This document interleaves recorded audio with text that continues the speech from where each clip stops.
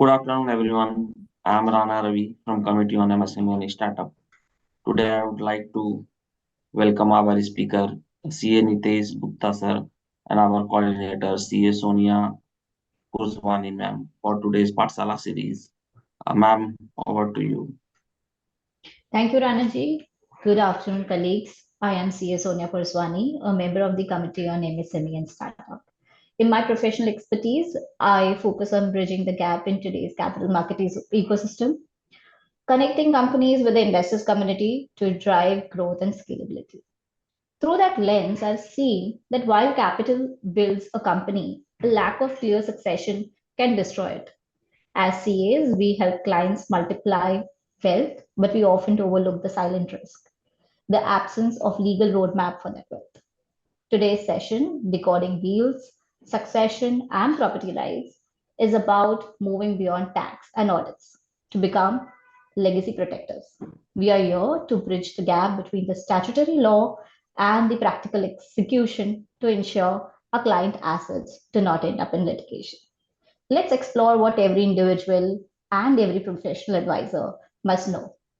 To officially set the context for today's deliberation, we have with us CA Nitesh Gupta ji. He is a partner at Vinod Kumar Gupta and Associates and has been a member of ICI since 2004. He has served our profession in numerous capacities, most notably as the chairman of the Agra branch, leading it to a Star Branch Award, and the secretary and treasurer of CIRC. His expertise is widely recognized. He has served on zonal advisory board of LIC of India and was a special invitee to the Digital Accounting and Assurance Board of ICI. As a qualified resolution professional and the current VP of Lagu Udyog Bharti Agra, he understands exactly what family property rights and business continuity mean. Niteshi, we are ready to decode the law with you. The floor is all yours. Thank you.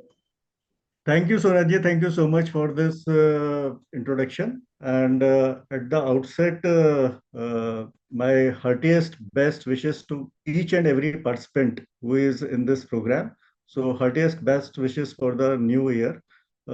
Just a small confirmation, my audio and video both are okay, Sonia ji? Yes, Yes, sir. sir. Yeah, great. So, my heartiest best wishes to each and every participant attending this program. And what Sonia ji has started with the importance of this program. So, before going to the importance, I would just like to place my sincere gratitude to the committee of MSME, the chairman, the vice chairman, Gyanchand Misra ji, Kabra ji, for providing me this opportunity to interact on this very important topic. And the importance of topic, I can just share it with the members of ICI. And as what I have been told that the participants are not only the members but are from the business forums also. So our most respected president ICI, his view regarding this topic was that this topic not only provides immense opportunity to chartered accountants, but in a way we are serving the society also by creating awareness on this topic. And definitely the participants in meanwhile, as and when we are moving ahead in the discussion, so participant would very well understand the importance of this topic. So with this discussion, I think we can just start, get the thing started. And Rana ji, if you can just आप बता सकते हैं मेरे को how many participants currently are here? Sir, currently it's a 734 participants are joined already.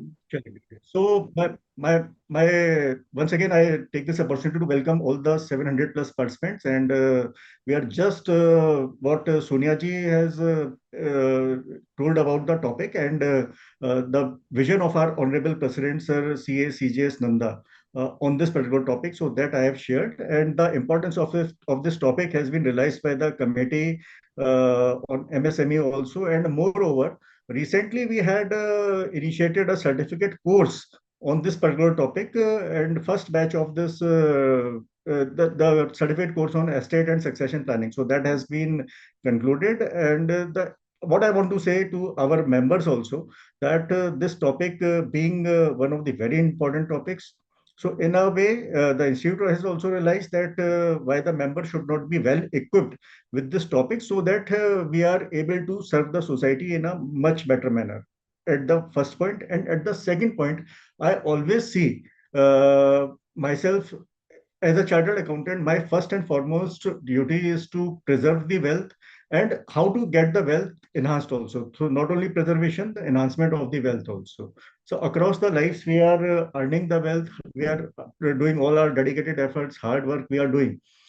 And suppose if we are not planning a proper succession, definitely it will lead to the destruction of the wealth. You can say the preservation, what we think. So that will not be there. And if proper successions are not there, so we have so many cases, the big ones comes to our notice. The small ones we are not able to be aware of. So that leads to definitely the, what you say, deterioration of the wealth. So just we shall be focusing in the next 2 hours on this, that how what things we should keep in our mind and what succession inheritance wills. So this topic, how it is important for every individual.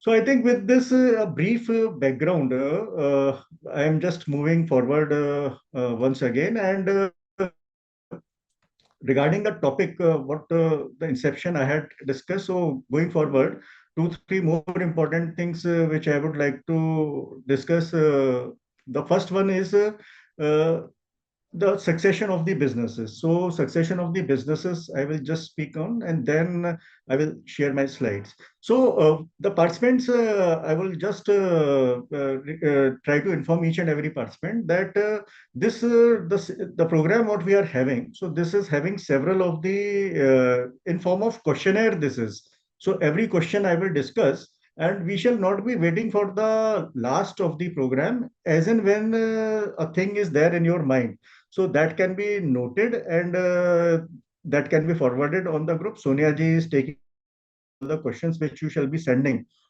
And what I shall try that after every question, suppose my first question is that if a Hindu male dies without writing a will, that then who all shall be the claimants? So if suppose after my discussion you want further clarity on that topic, because see, topics are very well interconnected. After Hindu male, it is Hindu female. So likewise, then this is about ancestral property. So we have to be very clear, and since because our knowledge on these particular topics is very limited, so as and when you feel like, so after every question we can have a discussion. So this is how we can have this topic moving ahead. So with this, Sonia ji, just if you want to say something. So we'll try to keep this session as engaging as possible. So We'll keep a note.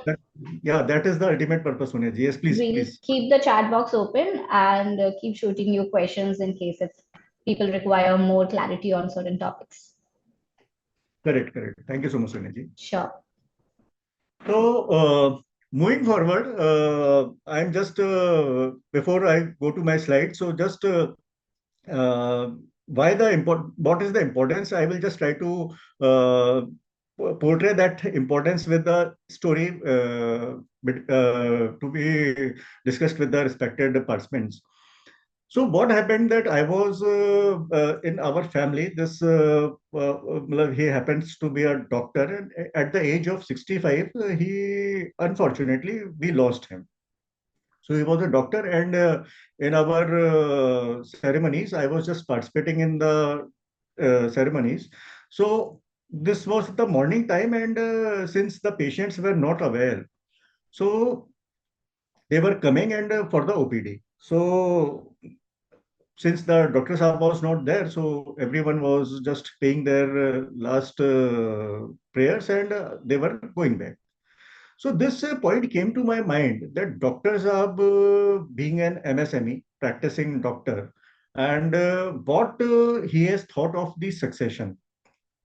So I would definitely would have I could conclude at that point of time that Dr. Saab could not think of just give didn't give a thought, and till the date of his demise, the patients were attending the OPD and his clinic.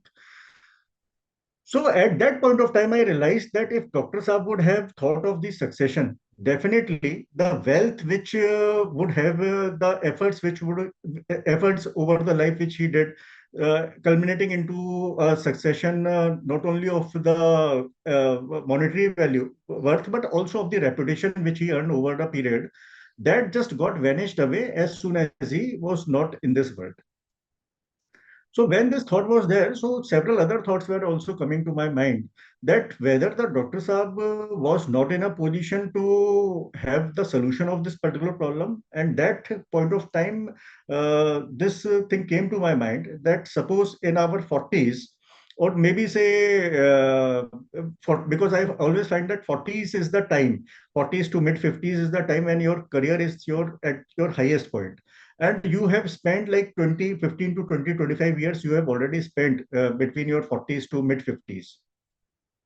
So at this point of time also, if we are not able to realize our succession, so definitely this is not only our personal loss, but it is also loss to the national loss, I would say, because if a business setup is getting closed, so not only you are losing at first point, but also the person who were employed in that organization, the taxes which were being paid, so several other things which were enriching the government also. So they are just coming to a halt. So not only it is a loss, personal loss, family loss, it is a loss of resources for the nation also.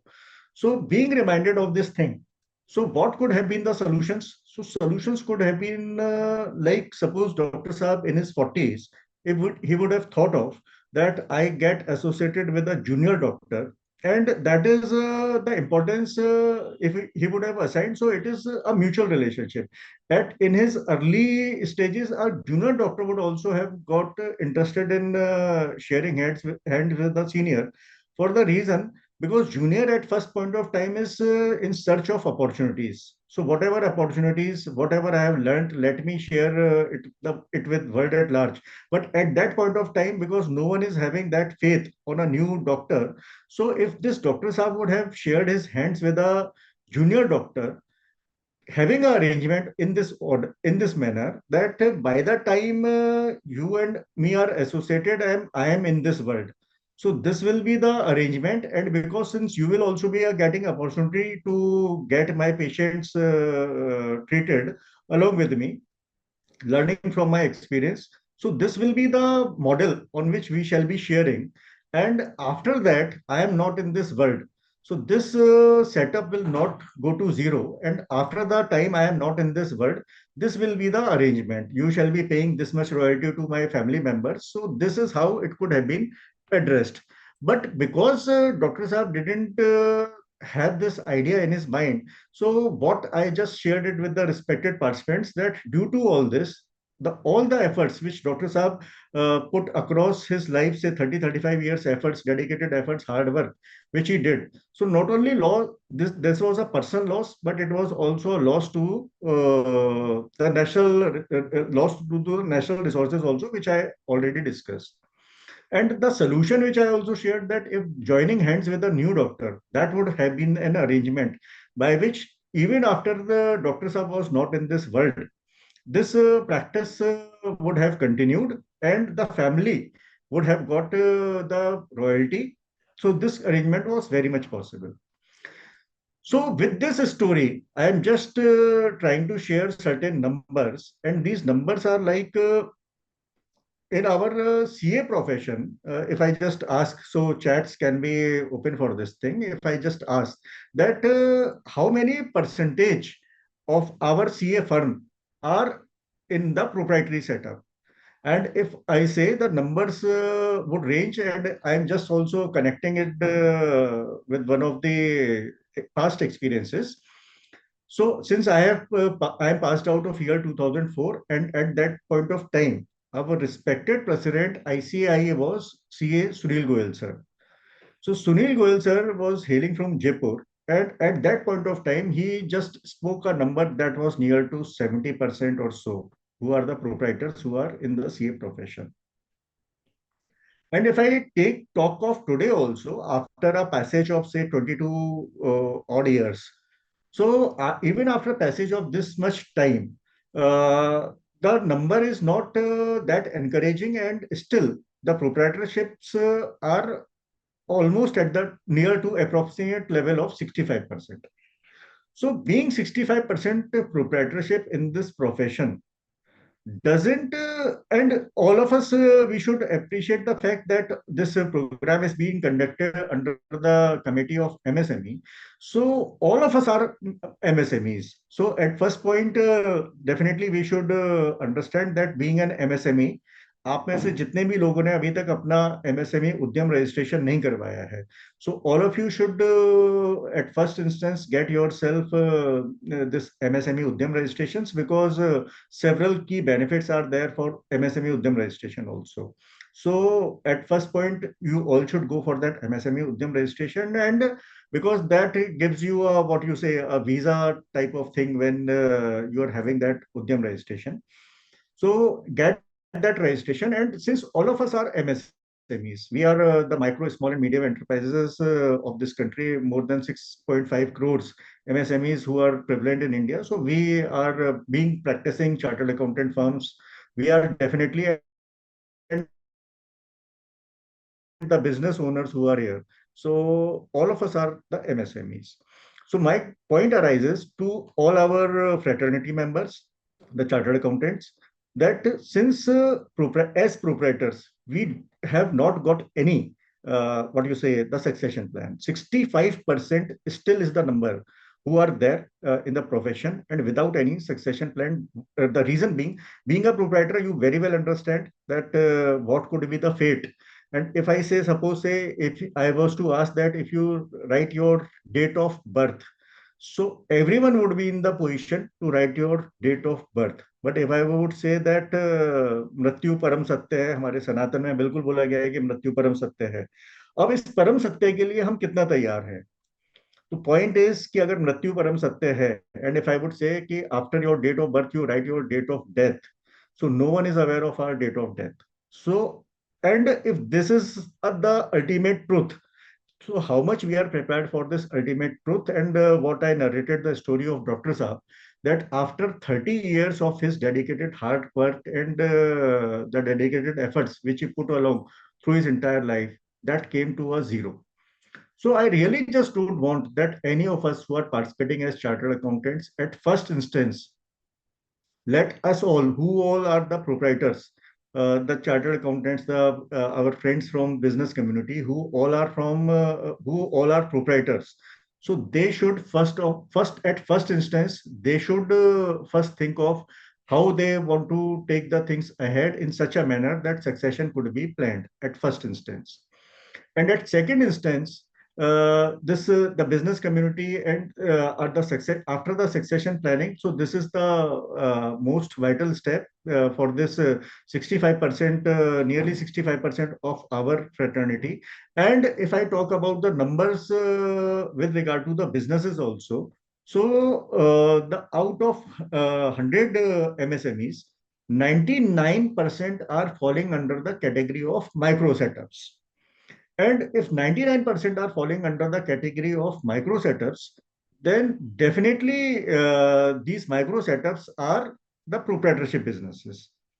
If 99%, 6.5 crores, and you just take out the 99% of that, so just see that what is the amount and quantum that we are having, that I could say कि कितने हम लोग weak structure पर हैं. So I think that should be considered while we are uh, having a vision for our business. So being an MSME, this gives me a prime importance to understand that after putting at first year, you don't have much to lose. After 5 years, you have little to lose. But after 20 years of your dedicated effort, I can say that you have very much to lose. And as already I told that the death is the most uncertain thing. So if we are not planned for that, definitely we are having a great amount to lose. So with this background, if I would say that what could be the solutions for individuals, the MSMEs. So if I talk about our CA fraternity, So our CA friends would definitely be aware of the good changes which institute is coming up in form of formal partnerships and network. Formal partnerships already they are allowed, but several other new initiatives like respected President sir, I was addressing a session in Meerut in national conference. So while President sir was also there, he informed us that in near future we could see that we are also able to sell the stake in our CA practices. 10% stake, 20% stake. If you want to sell, you can sell that stake. If you want to acquire, you can acquire that stake. So these all arrangements are going to be the things of the nearby future. And institute is working very hard because the vision of the government is to come up for four big force of Indian big force. So in that area, the institute is also working hard for leveraging the things which are available for us in practice area also. So with this, I think what could be the solutions? I think the solutions for if I talk about the CA practices, definitely the first step would be that I should change my proprietorship status. And friends, very well, we will have to appreciate this is not a choice which is there with us. This is the compulsion, what I would say, that this is the compulsion that if I had to plan any succession of my proprietorships, so definitely this is the first solution. And since in my introduction already it was told that I had been the chairman at Agra branch, I had represented the regional council also. And at that point of time, several of these unfortunate instances came in front of my eyes that the male member passed away, no succession plan, no. So that becomes a very problematic area. So we have to address this thing. Being a chartered accountant, definitely the partnership, as I told, that this is not a choice, this is a compulsion that we have to think in those lines. And at least we should figure out that how I have to preserve the estate which I have earned over this period. At first instance, because as a chartered accountant, the partnership forms are very much because as a partner my partnership would be only with a chartered accountant only. So I think this is just a glimpse what I wanted to say for our CA friends also. And if I talk about our business community friends, so there the options are in plenty. So what could be the options that suppose 15, 20 years have passed? So the individual succession and wills, I will be sharing it with my slides. But because just wanted to make so clear the participants, because we are not prepared even for our individual succession and business succession, I think is a step forward. So just in this particular session, I am talking about in a glimpse manner that what could be the business succession. And at a later stage, whenever there is a next opportunity through committee, so I can deliberate on business succession. But today, after having this glimpse, I will be just leaving all of you with the thought in your mind that how this has to be done. And in my slides, I will be sharing the individual the individual points of will, succession, and everything. So that I shall be sharing in my slides. So if I talk about this business succession, so what could be the options for my business succession? Suppose 15, 20 years you have passed in your business. So what could be the options which are available for me to have a business succession? Here I am separating the chartered accountancy practices with the normal businesses, what our business community friends are doing. So the options could be several. Suppose 15, 20 years you have passed in your business. So by the time the kids also have grown up. So definitely you can explore the possibility of your better half coming into and joining the business. The possibility of getting a trusted relative also into your business at that point of time, that could also be the possibility. The possibility of getting your business takeover by someone, having an arrangement that by the time I am here, so this is the value, the time which I am putting that way. If I am not there, so this business could be taken over in any form. Royalty type of model could also be one of the things which I shared in the Dr. Saab story also, that royalty could also be one of the things. merger of the businesses could also be one of the thoughts which we can give that and these all have to be planned.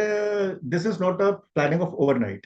So this all have needs a planning of 5, 6, 7 years, so that by the time you are having your succession, and several corporates are in this way, that Larsen and Toubro, if I talk about, Davers, if I talk about, ITC, if I'm not wrong.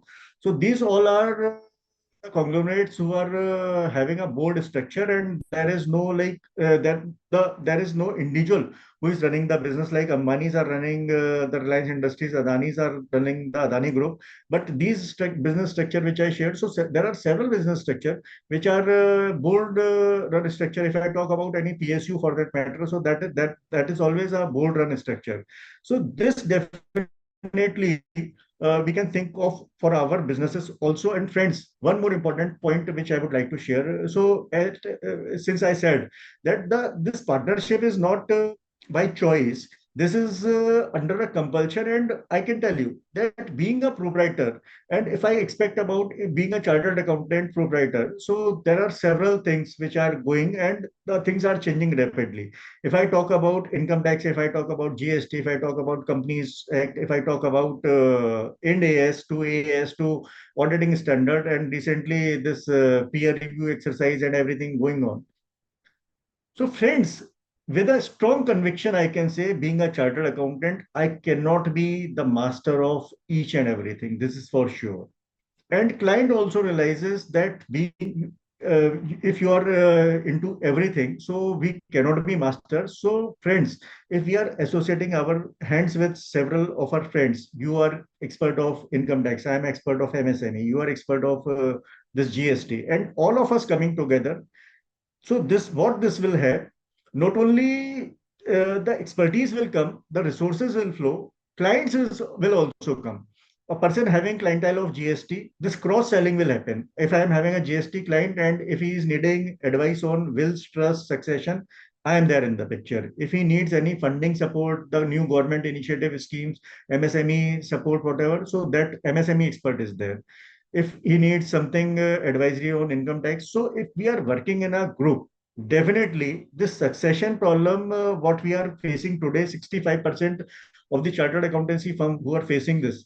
So friends, as I told, that this is not a choice, this will be a compulsion, and this compulsion will definitely lead to the businesses being scaling up. Our chartered accountancy practice, I can tell you that these results are bound to happen. If 1x will grow to 2x to 4x, this definitely will depend upon the time, quality, and effort which you are putting for getting your this expertise area getting together and grow practices. So this is one more point, which is not only succession will be solved, this scaling up of your practices also. So this also can be thought of while we are joining our hands. And importantly for our friends from business community also, that if we are joining our hands, so it is definitely not possible a single person doing marketing, doing sales, doing HR, doing research, doing operations, and not what all not. So it is not possible. As I told for our CA fraternity also, that we cannot be expert in several areas. So that goes for our business community friends also, that we cannot be expert in all the setups of the business. So if we are joining hands, if a person coming up, he say, I will be taking care of operations, I will be taking care of the finance, I will be taking care of the sales, I will be taking care of the research and development part, and all of them that coming together, definitely the succession problem will be solved, and your business will also start flourishing to for a more greater heights. So I think with this little background, what I shared, if certain questions are there to you, Sonia ji, would like to answer, and after that, immediately I will be starting with my slides. So if any of the questions are there, would be happy to answer those questions. And in just a minute, I am just fixing my slides also. If you are having questions, so just for a minute, you just please, if any questions are there. In the meantime, I'm just also fixing my slides also. Hiteshi, we don't have any questions right now. You may continue with the presentation.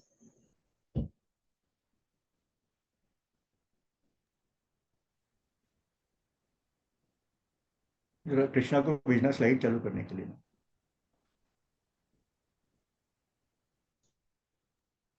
चलिए सोनिया जी, so as you said कि अभी questions नहीं है, तो just allow me window of 15-20 seconds, and in the meantime, if participants, whatever the discussion last 20-25 minutes, whatever discussion we had, so if participants are having any questions, would love to answer those questions. If any of these questions are there, just, and in the meantime, just allow me a 30-second window to fix up my slides. Absolutely, sir. As and when we get questions, we'll keep shooting you up.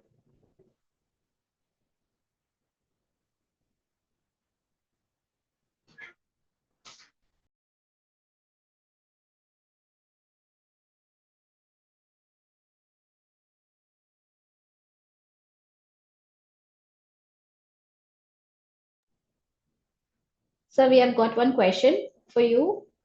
What is the difference between unregistered and registered will?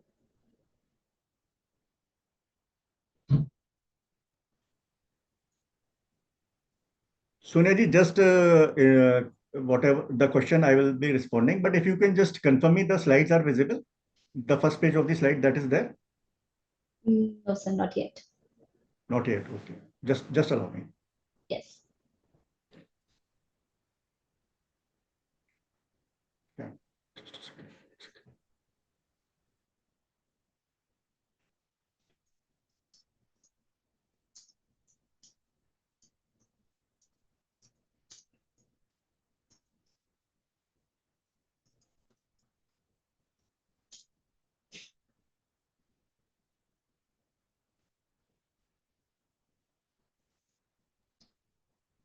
Sonia ji, slides are visible now. Yes, sir. Very much. Great, great.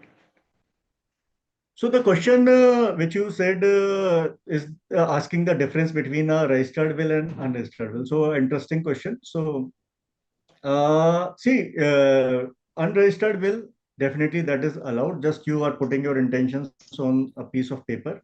Witness is there. But the biggest difference between the registered will and the unregistered will is regarding uh, giving suppose if a unregistered will goes faces a challenge and a registered will faces a challenge, so definitely there are very good chances of registered will being passing in that challenge, for the reason that has taken a legal course, that has gone to the registrar office, the registration has been done, the government authorities have checked you being there.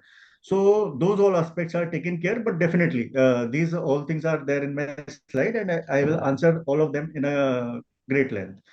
So friends, with this topic on decoding will, succession, property rights, what every individual should know. So my phone number is very well there, and I would urge each one of you. This 734, they all are there. My this Insta ID is @CA Nitesh Official. आप लोग please इसको जरूर, क्योंकि मैं इस पे कुछ अच्छे टॉपिक्स रिलेटेड टू सक्सेशन डालता रहता हूँ मैं इसमें, नॉट ओनली सक्सेशन, कुछ भी मेरे को अच्छा लगता है, इन्वेस्टमेंट एडवाइजरी वगैरह कुछ भी उसमें इस तरीके का लगता है, तो वो मैं इसमें शेयर करता हूँ मैं। तो आप लोग @CA Nitesh Official, जो हमारे यंग मेंबर्स हैं, डेफिनेटली वो तो ज्वाइन कर ही सकते हैं, एंड दे विल फाइंड मतलब well research content we are sharing, and my mobile number is always there, so whenever if you feel like कि हम इस पे कोई भी डिस्कशन का पॉइंट रख सकते हैं, so would be happy to answer all the questions. आज नहीं भी आते हैं तो आगे के लिए भी आपके पास में एक अपॉर्चुनिटी है, so whatever questions would are there, definitely I would be happy to answer all those questions. Perfect. Perfect, sir. So we have the other question as well, but we'll keep continuing the questions on the आप बता relevant दीजिए, slides. so let me take that question also. What are the mandatory legal requirements for a valid will? So I think that will be coming. So as and when that will be Yes. coming, so I shall be taking care of that now. Sure, sir. Sure, sir. Over to you. So who inherits the property of a Hindu male dying without a will? तो अगर कोई Hindu mail बिना अपने will करे खत्म हो जाता है, तो उसकी प्रॉपर्टी को कौन इनहेरिट करता है? So this is the question. So under the Hindu Succession Act, आपको important चीज whatever is mentioned in this slide is that on the first line, this we are talking about self-acquired property. If a Hindu male dies, uh, having his self-acquired property, then to whom that property passes upon. Without a will, if he is dying, so this property passes upon to the class 1 heirs, primary one being the first fourth, mother, wife, son, and daughter, and then through predeceased son 5, 6, 7, through predeceased grandson 8, 9, 10, and through predeceased daughter 11 and 12. So these are the category if a Hindu male dies without writing a will. So these are the categories who would get the share. So let me first talk about the first four, 1, 2, 3, 4 primary heirs. So primary heirs are mother, wife, son, and daughter. So this property shall, if a Hindu male is, say, suppose dying with a estate, self-acquired estate of rupees 100. So 1, 2, 3, 4 will be the sharing. This 25%, 25% each, they will be sharing. Friends, if I will say that this, because being the interstate succession, because of the customary, the Hindu Succession Act, that says that this division has to be according to this.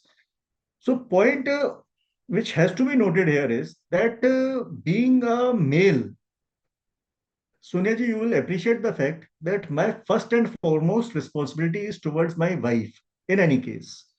So being a Hindu male, if I have to write a will, 99% good likely chances are there that the first year I will make whatever I am having my estate transfer to my wife. So wife, keeping this fact in my mind that whatever the things are, that wife would be taking care of son, daughter, and the mother who is survived. So wife will definitely take care. And if I am not writing the will, then you see that 1, 2, 3, 4 automatically get their share in this.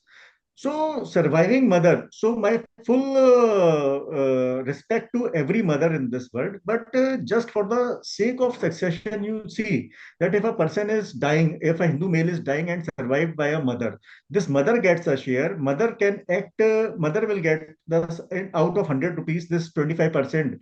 If suppose two sons are there, then again mother share is 20%. So mother will get the share, and whatever way she want to dispose that share, and that definitely I would say that that would not be as per your wishes. So here, if a Hindu male dies intestate, then these are the points which I just wanted to discuss about one to point number 1, 2, 3, 4, the primary years. Then we come to 5, 6, 7, predeceased son. So in case of predeceased son, so 5, 6, 7 comes into picture. And here the what the 1, 2, 3, 4 division is per capita. Each one getting equal share, and 5, 6, 7 the share they will be getting the share of the predeceased son only. They shall not be getting the equal share as the 1, 2, 3, 4 gets. So 5, 6, 7 will be sharing the getting the share of their predeceased son. So this is by sharing by per stripes. This is not capita. This is per stripes. So I think I am clear on this.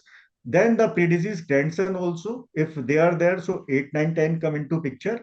And through predeceased daughter, so daughter's son and daughter's daughter, so they also come into picture. So if a Hindu male dies intestate, so these all are the possibilities for class 1. See, the in second line in this slide, you see the class 1 years I am talking about. If now, if no one is there in class 1, we will go to class 2. And here important point is that father is not there in class 1. Where the father comes, अगर आप लोग अभी कोई भी ऐसे अगर if you will just check out the class 2 legal years, so if you check out on Google, so you will see that entry 1, 9 entries are there. So entry 1 class is having, entry 1 is having father at the first point.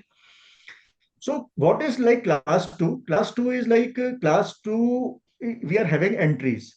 So if father is in the first entry and if father is present, so father will exclude each of the below entries. If father is not there, if people mentioned in second entry are there, so second entry will exclude third, fourth, fifth, sixth, seventh, eighth, ninth entry. So this will go upon. And in some entries, there are more than one individual.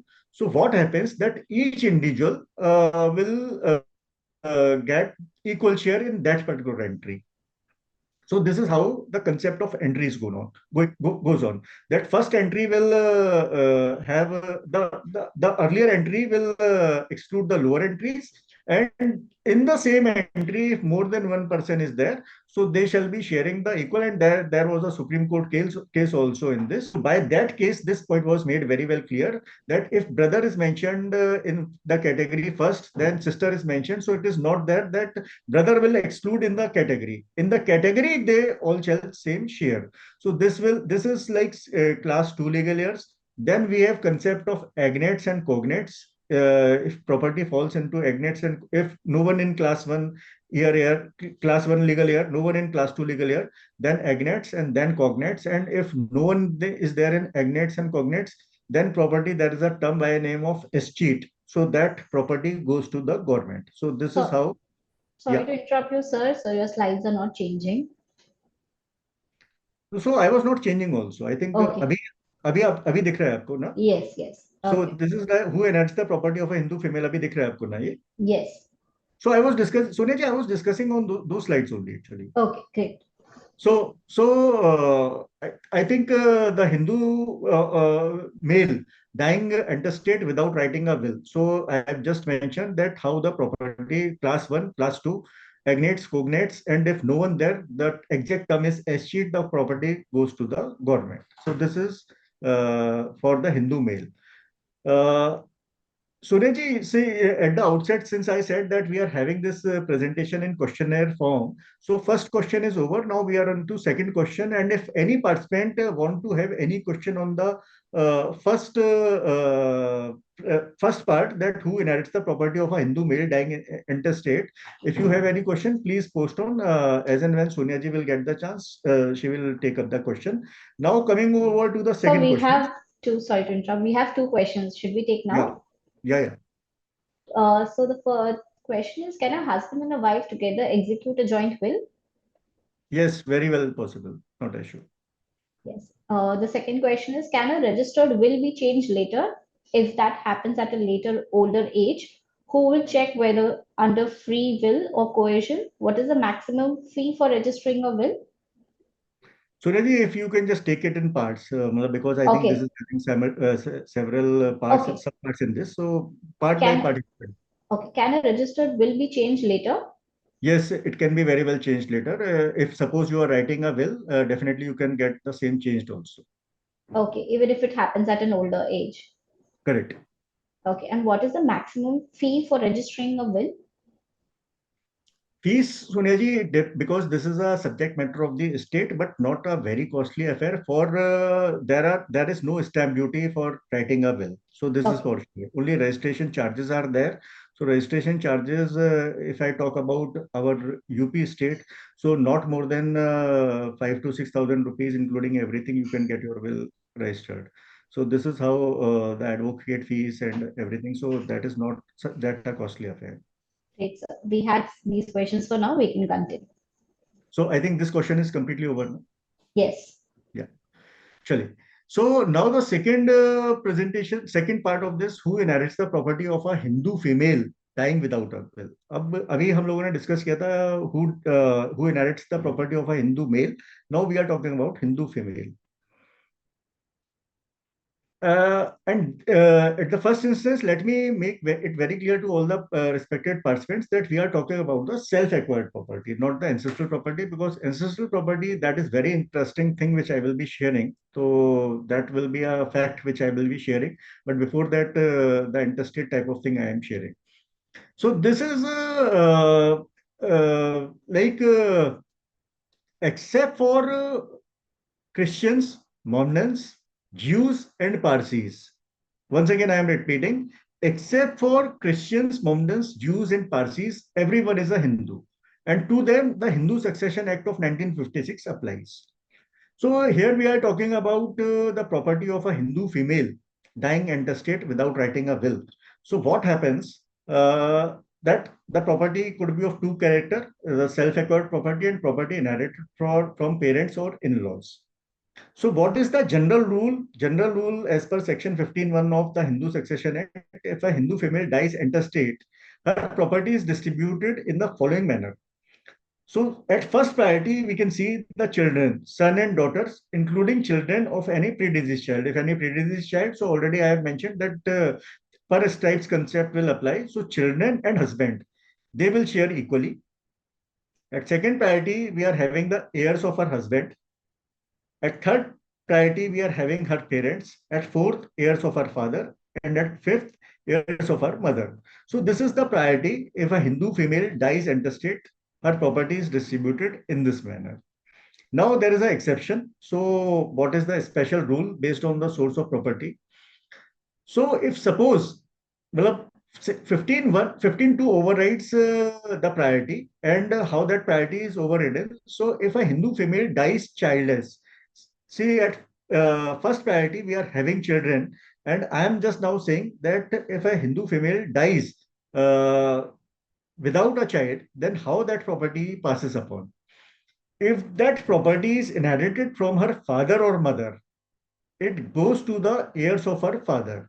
Well, if that property this Hindu female has got from her father or mother, so that goes to the heirs of her father and not to the husband or his heirs. So you just see that if a Hindu female gets a property from her father, so the first priority husband is coming, he shall be excluded. Then heirs of her husband, they shall also be excluded.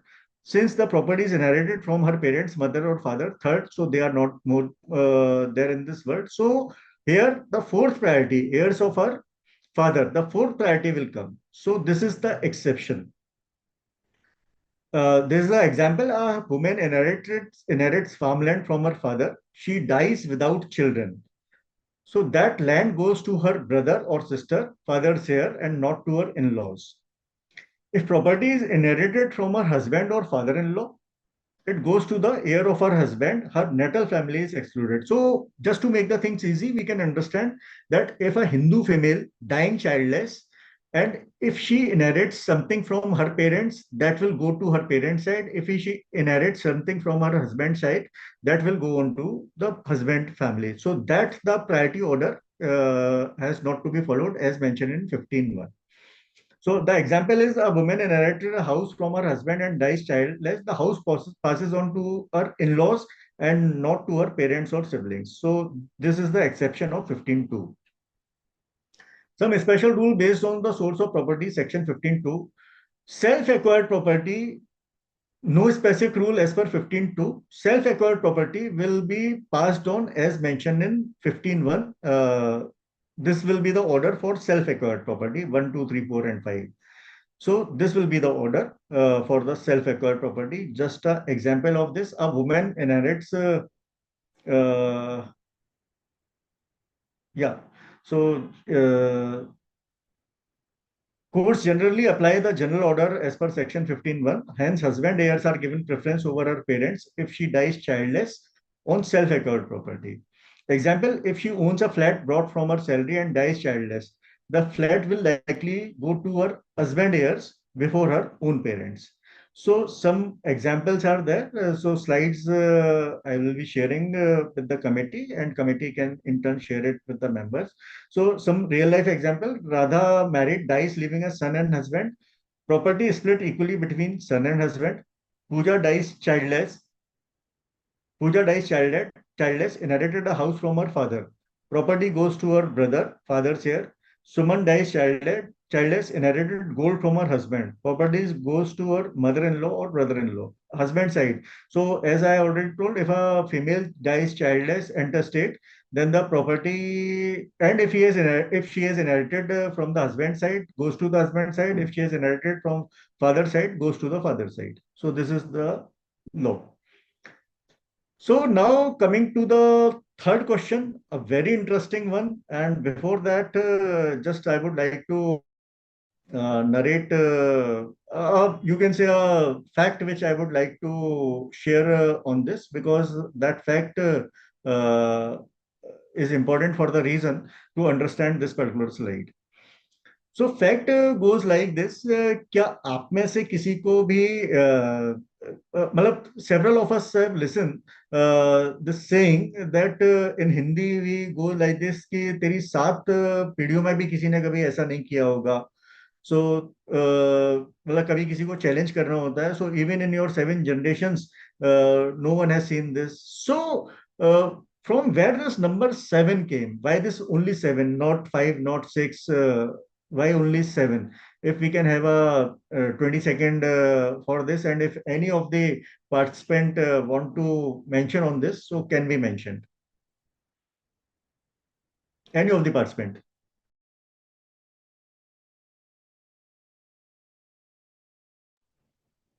So can we take a question for this? Yes, yes, please, Sonia ji. Okay. So we have one question. Will the Succession Act apply to the non-Hindus also? Succession as per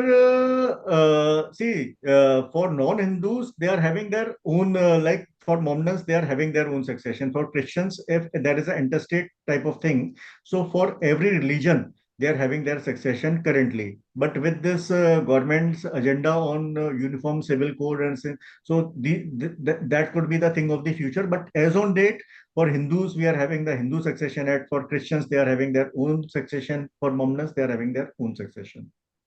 Okay. So my question was regarding this seven generation. So Sonia ji, if anyone has come on this answer, if anyone has given any of the answer on this. 7 generations, we don't have specific question, but we have one property situated in more than one state. But I think we should be taking that later, right? Pardon, what is the question? Property situated in more than one state, whether will that has to be registered in respective state? Property registration तो वैसे भी करवाना पड़ेगा आपको. आप अपनी will में mention कर सकते हैं कि these are my properties and these are mentioned there. And very recently this probate also has been finished. So I think registration तो आपको वैसे भी प्रॉपर्टी का करवाना ही होता है ना.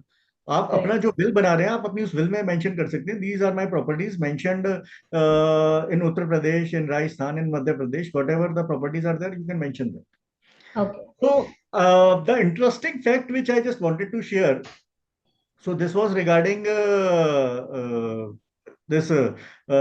Several times you have listened that in your even in your seven generations, no one had done this thing. Or so my question was from where this concept of seven came. So this seven generations. मैं आप लोगों के साथ में share करता हूँ मैं. थोड़ा इंटरेस्टिंग कंसेप्ट है, आप लोगों को समझ में आएगा ये. See, we have two concepts. We are very well aware of the concept of Hindu HUF, Hindu undivided family. So, Hindu undivided family is a concept which I would say that emanated from the concept of joint Hindu family. So joint Hindu family was a much broader concept. And in our earlier, when the today's we are having nuclear families, but our earlier the family structure was not having an individual. The family was the individual unit in that. Individual was not the unit. Family was the unit. And for seven generations, the coparcenary concept was working. So whosoever is there not coparcenary, whosoever are there in the seven generation, they all were forming part of this joint Hindu family. So joint Hindu family first is not an individual, but a family unit. And the seven generations were running into this joint Hindu family concept. But HUF is the concept which took the shape from the coparcenary concept. And the HUF, when there is a income source or like, so HUF came into picture there. But for joint Hindu family, this was not important to have any income also. So this was a little demarcation. That joint Hindu family, since it was running into seven generations, and for that reason it was said that तेरी सात this in Hindi we always say that तेरी सात पीढ़ियों में भी ऐसा नहीं हुआ होगा यार. So this number seven came from this concept of joint Hindu family. So now we are this concept of after joint Hindu family. This question is what are a son's right on father's ancestral and self-acquired property under Hindu law? So till now we discussed on the self-acquired property. Now a very important concept of we are discussing the father's ancestral property. And with an example, Sunyaji, I would like to take this that suppose there is a person X. This person X is having a son named A, and this person X is having a certain property. This person X dies interstate without writing a will. and he passes upon without writing a will. So this property definitely would become ancestral property in the hands of his son A, because that is not self-acquired property of son A. So this will become the self-acquired property in the hands of son A. So this self-acquired property is an ancestral property. And let me clarify it to the members of this very important concept, which I would say several of us are not aware of, and if we are even aware of, we are not acting upon it. So this ancestral property is not the property of A only.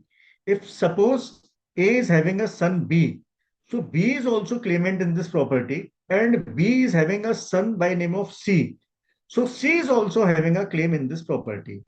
And this claim you are having immediately as on the date of birth. Immediate right is there you are having on the co-partnery or ancestral property. So for three generation, this is running starting from Mr. X property, coming to Mr. A as ancestral property, son, grandson, and great grandson. So as soon as they come into picture, they are having their birth. So they have a participation in this.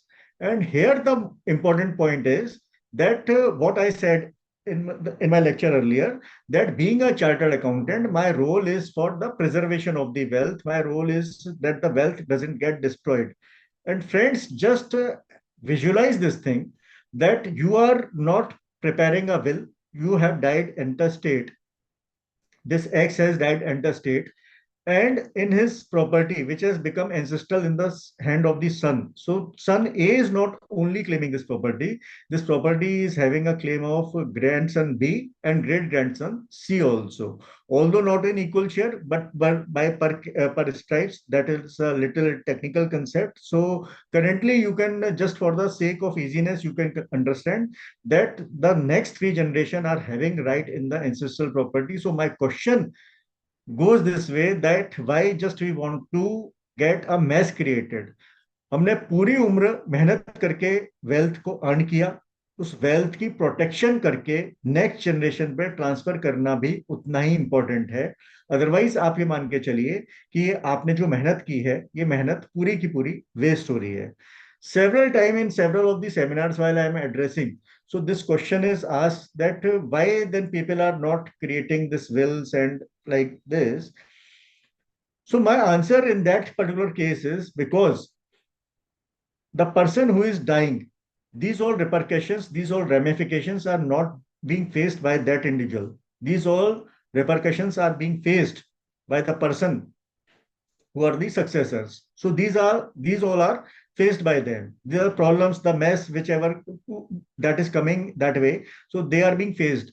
So this becomes, as a chartered accountant, this becomes a prime responsibility for us to guide, at least at the first instance, at my step, I should start doing this thing. And at the second step, I should guide my clients and the friends who are from our business community also. My humble hand-folded request would be that you start giving a thought on at least preparing your wills. The family trust concept is also a very beautiful concept, and I would definitely say that that concept also comes into picture for any individual having 3, 4, 5 crores net worth. So the succession could be by way of will also, succession could be by way of family trust also. So this becomes very important, that let us not do anything by the way which the property turns into a ancestral property. Otherwise, the next three generation are having their share, and you can just very well understand that after having the passage when our daughters, our sisters, our mothers, they have now been empowered by the amendment in Hindu Succession Act of 2005. So they have also become co-partner, and they are also having share in the ancestral property. So my urge to each and every one of you would be that just not to do any act by which a property turns into an ancestral property.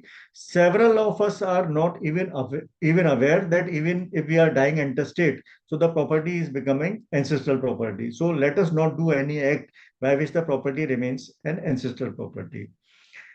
I have also been asked this question that what is the exact time of preparing a will for that matter. So my reply in that particular case is that whenever you feel that you have earned a sufficient, a reasonable amount of estate, and and if that is not properly taken care of, and that is going to be a big loss.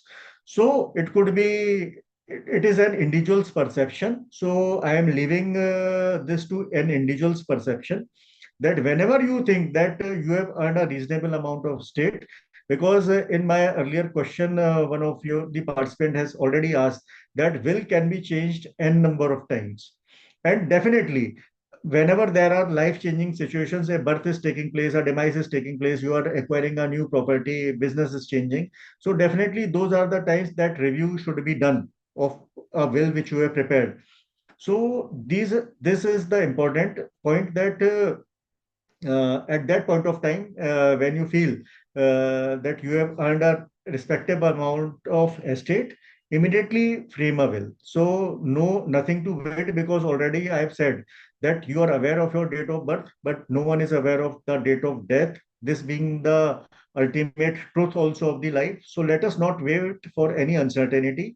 Let us make it a certain thing. And already the ramifications, the repercussion, the one already I have discussed, several others I shall be discussing in due course. So I think I have made it very clear that how the ancestral property is getting shared. So ancestral property, sons and daughters get automatic right at the birth, no waiting, no permission needed, which is governed by the Hindu Succession Act. Self-acquired property, definitely, because if you are not, if you are writing a will, that will change into the character of a gift or a will, whatever you say. So ancestral property character will not be there. And suppose Mr. X, in my earlier example, he writes a will, definitely that property will not remain the ancestral property in the hands of the A, B, C, the example which I shared. So Mr. X, whatever way his self-acquired property, whatever way he wants to transfer that property, he wants to gift it to someone during his lifetime. After his death, if he would like to transfer it through will, so definitely it is his choice, and his choice, whatever he want to transfer it to son A, B, daughter, wife, mother, sister, whosoever he want to, even non-family member also, that can be done. I am reminded of that in great Sir Ratan Tata's will. You could see that he has taken a share for his doggy also, for the support system in form of some this the a male member who was taking his due help. So he has passed on a certain estate to this person also. So here it is the ultimate choice, that whosoever you want to transfer, so your wishes are taken care of in form of a will. So by this slide, I just wanted to inform each and every participant that let us have this habit of writing a will. Otherwise, that will change into the property will change the character as ancestral property, and ancestral property is having share of next three generations. So, and not only the sons, daughters also having equal right. So just visualize that this coparcenary, how big this property, the claimants in this property will be there, and why we just want to have any type of untoward mess type of situation. Just to avoid that, let us go for and have a will prepared for this thing. So after this important concept, what are the daughter's property right and her status as a co-partner after the 2005 amendment? So friends, let me discuss the daughters' right also. Daughters have now been equally empowered by this amendment in 2005. So let me make it clear that whether the daughters were having right, yes, of course they were having right if a person dying intestate. So I just showed it to everyone that daughter being class one heirs, so they were having this right in the father's property, and if mother also dying intestate, so they were having the share in mother's property also. But if I talk about what right they have accrued by the amendment in this Hindu Succession Amendment Act of 2005, so now they have become the co-partners. And as already I discussed, the co-partner importance comes into the ancestral property. So the example which I took of Mr. X dying intestate. So son A, grandson B, great grandson C, after son A, if there is a daughter by name of A1, so that daughter A1 shall also be participating as a co-partner in X property. So this has been a big change as a co-partner in the property of her father. So this is the change that now the daughters have also become the co-partners. So this has been a retrospective effect of the amendment. It applies even if the father died before 2005, as long as there was no partition before 20th December 2004. If the property was partitioned before that date, daughter cannot claim a share. So this is clear. And by which case this was brought? So in the case decided by Honorable Supreme Court in Vinita Sharma versus Rakesh Sharma, this daughter's co-partnery rights were affirmed, and even after the marriage of the daughters, she even remained co-partner in the his father's ancestral property. So that co-partnery is always there. So this has been affirmed by Supreme Court ruling in Vinita Sharma versus married, unmarried, whatever the status is, she is always a co-partner. I think son and daughter, we have four questions we have cleared up till now. The intestate death of a Hindu male, the intestate death of a Hindu female, then co-partnery, the son's right, and co-partnery, what 2005 Succession Amendment Act has brought for the daughters also, and whether the daughters were not having anything. Yes, of course, they have become co-partners, but if a Hindu male dying intestate, that share even before 2005 that was always there, and even not for the daughters only, for even if the daughter is predeceased, so in that case the children of that daughter were also having the share. So this I have made clear through this up till this by way of this presentation up till now.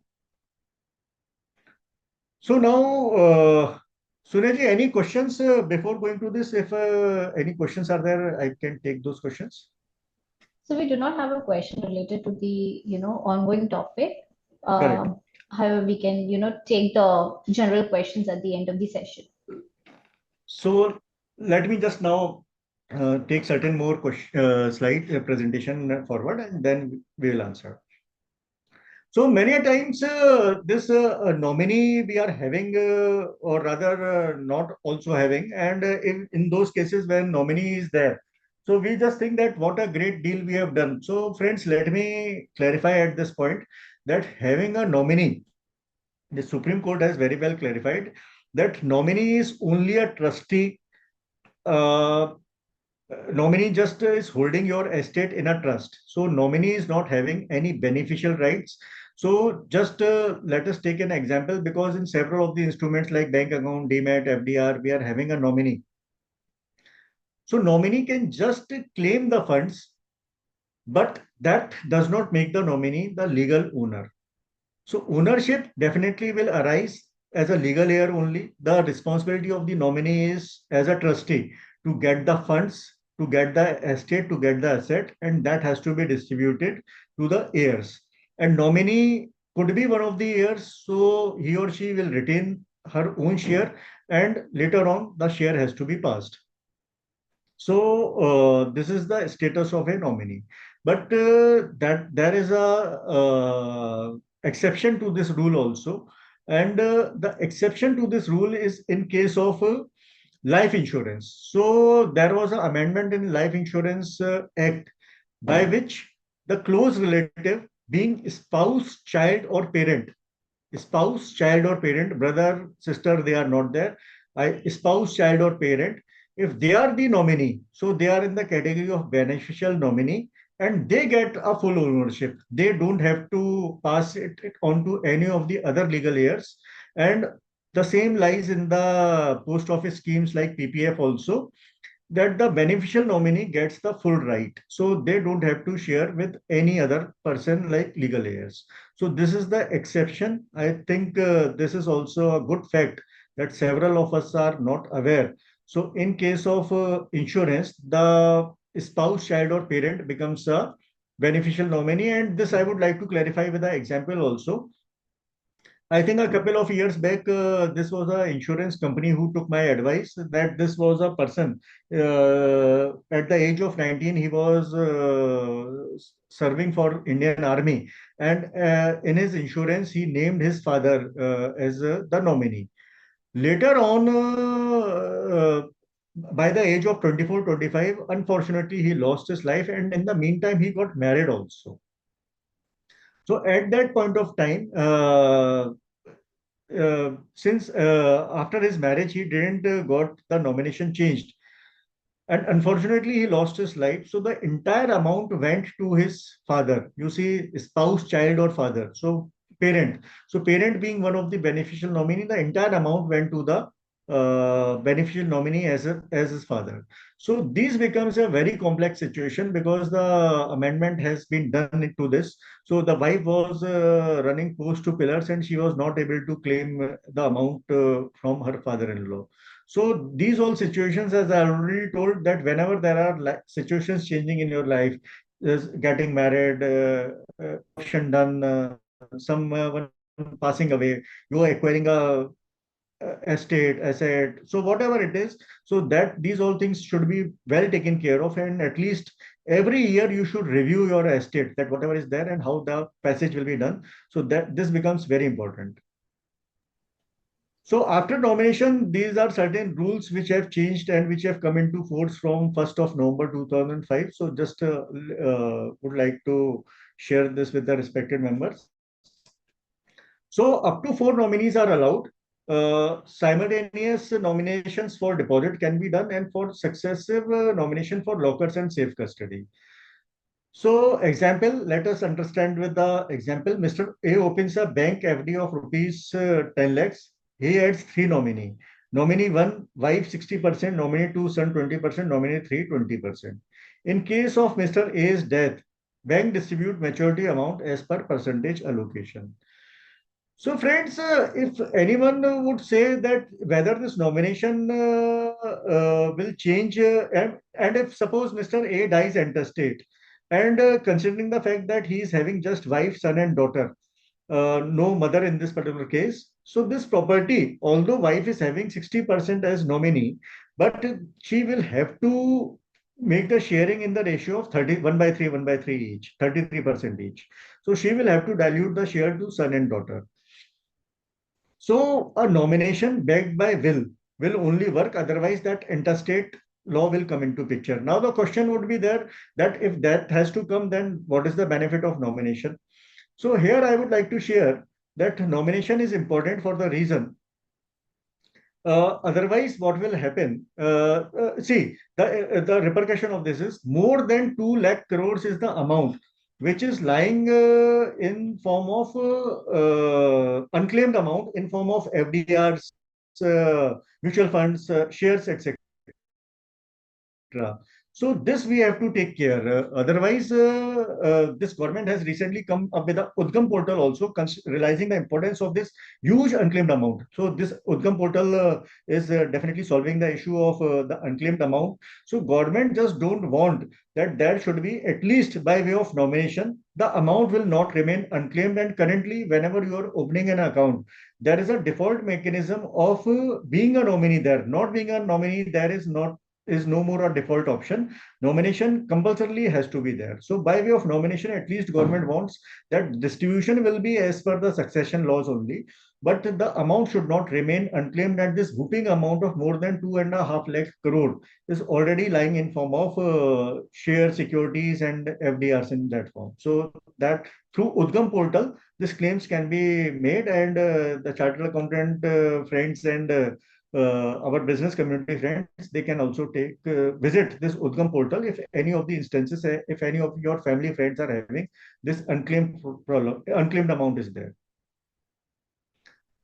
In locker, we will be having successive nomination only. Nomination is activated in order, ensures smooth claim settlement. So the example of this is like Mrs. B is having a bank locker.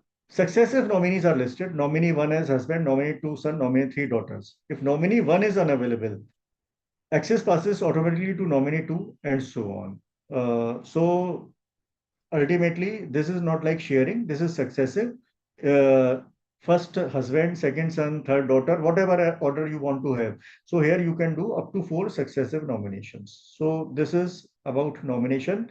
Nominee is just a trustee, has to pass as per the if intestate, then as per the succession law. If dying with a will, then the role of the nominee comes into picture, that whatever has been mentioned in the will, that has to be taken care. And the exception to the nomination is the insurance and the post office schemes. We can move ahead in this presentation. I think currently, whenever we will get time, we will return in this. Uh, this, Sir, yeah, with respect to nomination, we have a question if we can take that. yeah, tell me. Okay, so employees give nomination form filled like bank and PF for gratuity purpose as well. So will that be directly covered under the succession law, or in that Suresh, case, can if you just repeat the question? Can you just repeat the question? okay, employee gives nomination form filled just like the bank and the PF for the Correct, gratuity purpose as well, you know. correct. So will that be directly covered under the succession law? And in that case, if no will is required? No, no. So, Sunaji, what I said that will definitely will be required. Otherwise, what will happen that if a person is making nomination in for gratuity purpose or for that matter any other purpose except for insurance and the PPF, definitely the nominee will be able to claim the amount. But if a person dying intestate without writing a will, then the succession law will prevail. Whosoever the successors are, that amount the nominee becomes is having a fiduciary duty to get the amount distributed to the legal heirs. And if the person dies with the will, then also nominee comes into picture of giving the amount as per the wishes mentioned in the will. Am I Great, clear, Suneji? great. Thank you so much. One last question. Bank nomination over and above succession defined in respective law? Sorry, bank nomination. Is the bank nomination over and above the succession defined in the respective law? No, no, Sonia ji, as already clear, that Honorable Supreme Court has already said this thing, that the responsibility of nominee is just like a trustee. He or she, if they are heir and if they are not, the person dying intestate, they can have their share. If they are not the heir, then they have to distribute it if a person is dying estate. So this is as per the succession law. Bank nomination is not the succession law is you can say the core of all the things.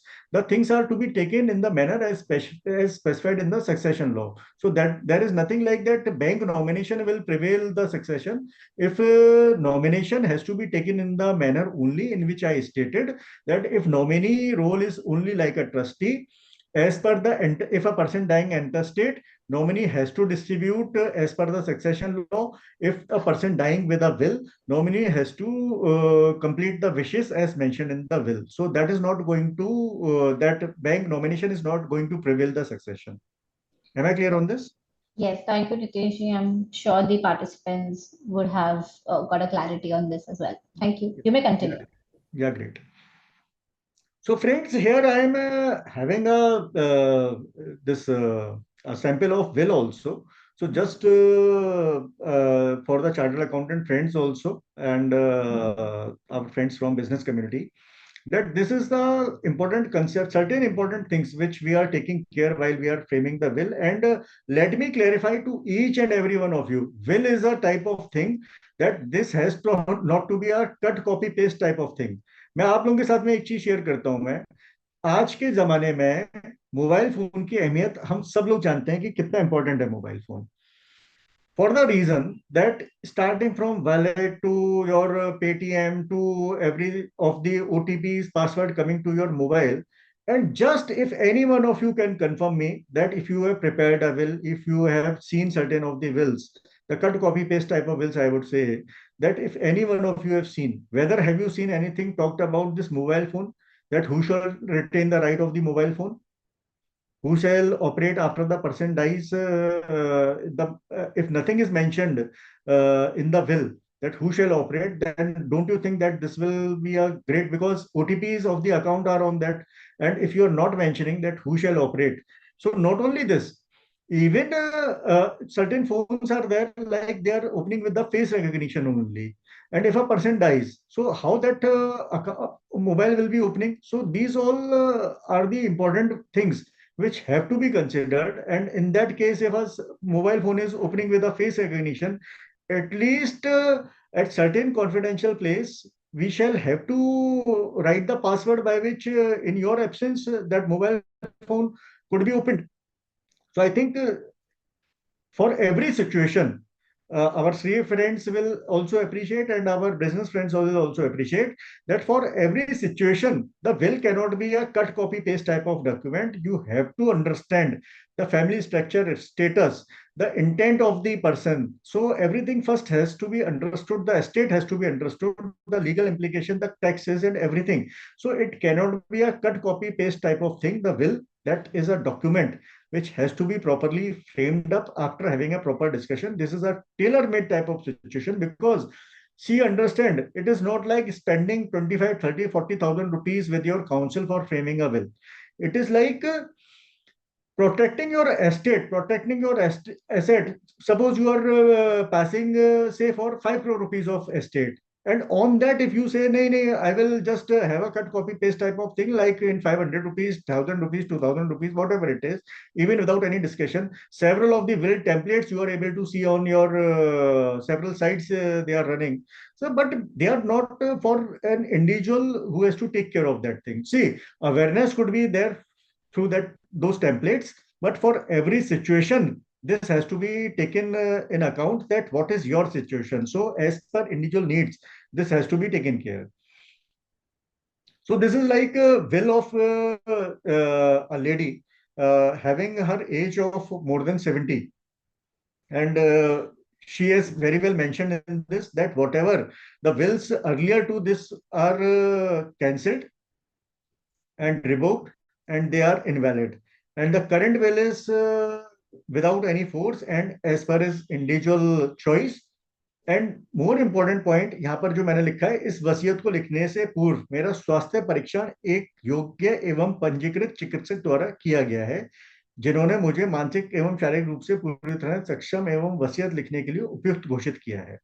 So this is an important point, that if we are preparing a will of, say, person in the age of 60, 65, 70, definitely we can get a certificate from the doctor. You can get it in attached with the will also, that this is the certificate of the doctor stating the fact that the person making the will is of a good health to prepare a will. So this becomes an important point. Second point, which I have seen in some of the wills, that we are not naming the executor. At point number 1, we have named an executor, that who the executor is. So naming an executor is very important. So executor role comes into picture after the testator dies. So the distribution has to be done by the executor. Then this eighth point is also important. It is here mentioned in several wills. You will see that this is the piece of land which can be distributed half to my son and half to my daughter. My question arises that which half you are talking about, the diagonal half, the upper half, the lower half. Suppose if an expressway comes from the back side, so why you want to leave anything for to meet that type of situation? So we have to be very specific that which half we want to demarcate it, properly demarcated in your will. So that has to be taken care. Certain of the assets, like if suppose today insurance policies are running up to the age of 85 also. If a person dies at 80, this insurance amount come by the time you are defining that these are my estate. So this also point becomes important, that whatever property if I get after my death as a residuary estate, So that mention also should be there, that this has to be distributed to these persons. Then your if certain of your liabilities are there in form of income tax or for that matter any other bank liability, loan, etc. So that also you can mention that after distribution the executor responsibility is to discharge those liabilities. 12th point becomes very important, that I have got this will and the entire process videographed, and this is well accepted by courts also, that if you are getting the process videographed, so that gives a very well authenticity. The person's state of mind is very well reflected, that he or she is under no coercion, under no influence. Out of her or his suit will, the will is being framed. And the witnesses can also be videographed. The entire process at the registration office can also be there. And the copy of this videography you can pass on to the executor. So these are the certain important points which I thought. But again, friends, I can tell you that this is a piece of paper which has to be framed for every individual. So it cannot be a cut, copy, paste of type of thing. So every individual situation has to be understood. One important fact which I would like to share here, that if a person is having a special child, then in that case, this concern is always there, that how the care of that special child will be done if the parents are not there. So, a very beautiful concept of having a family trust for this special child. You passing on the estate in your trust, you appoint an executor to take care of this child. So, just don't leave your special child. But please advise to your friends, family, clients, relatives, whosoever you see that you are having a special child, prepare a family trust, pass on the estate, take proper care. Just don't leave that special child to mercy of any. That child also has every right to have the life led with dignity. So this is there. So this is the sample of a good will. I just thought that, but we are changing it as per the client's. We are understanding the state of the client, and then we are changing the points accordingly. This is not a, this is, you can just treat it as a template having certain important points, that how the properties which are not demarcated, they have to be addressed, residuary estate has to be addressed, videography has to be addressed. And then if the person is aged, then definitely you can have a certificate of doctor also.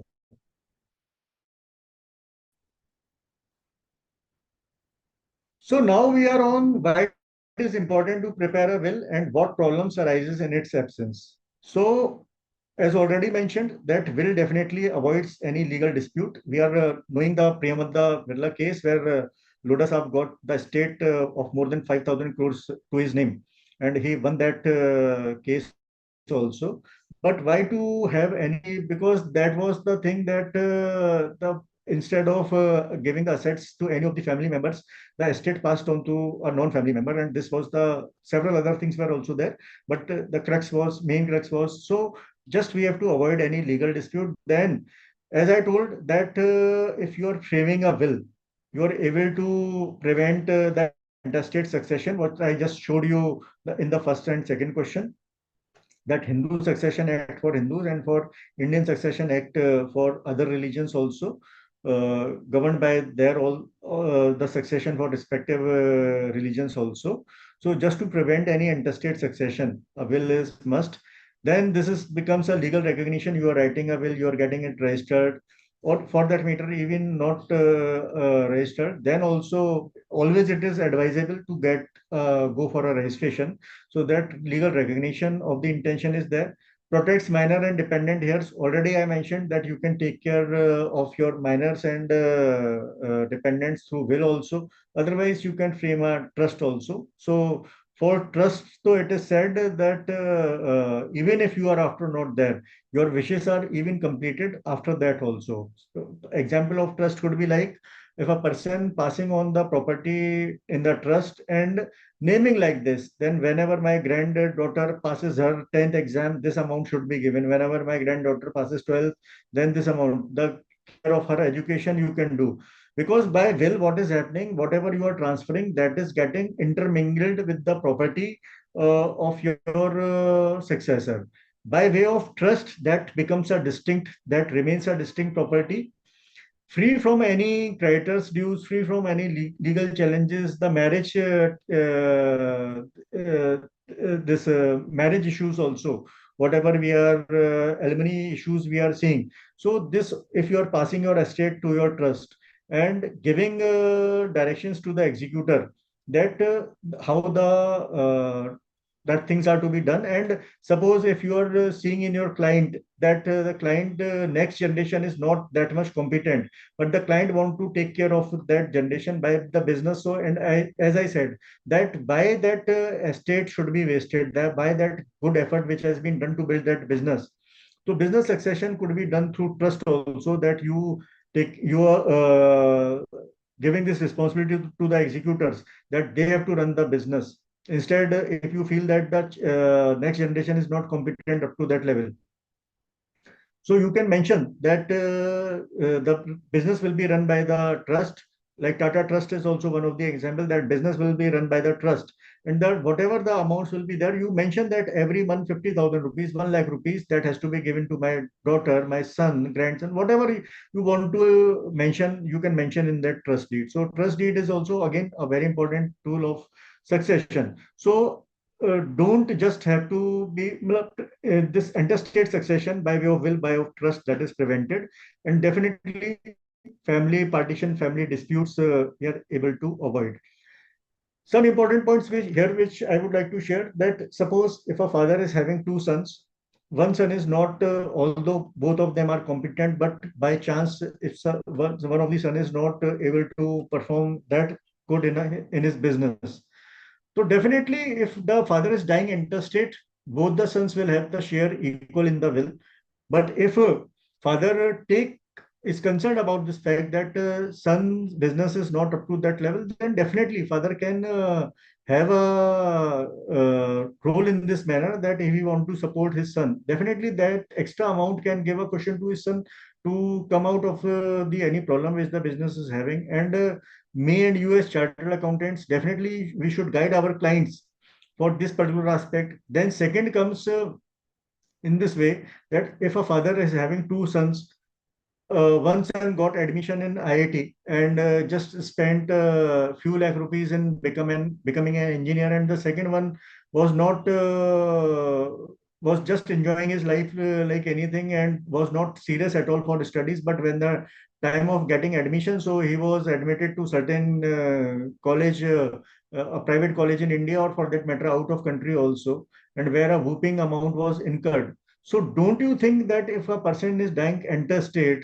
then both the sons will get the equal amount, and this way we are disincentivizing the son who has put in all his efforts to becoming an engineer from IIT, and why he or she should be punished for this thing. तो या तो ये होता कि मैं भी नहीं पढ़ता हूँ, and then we can get. So there are several points, and which I earlier said, that Mr. Ratan Tata could pass on his state to his help also, to doggies also, which is not possible in interstate succession.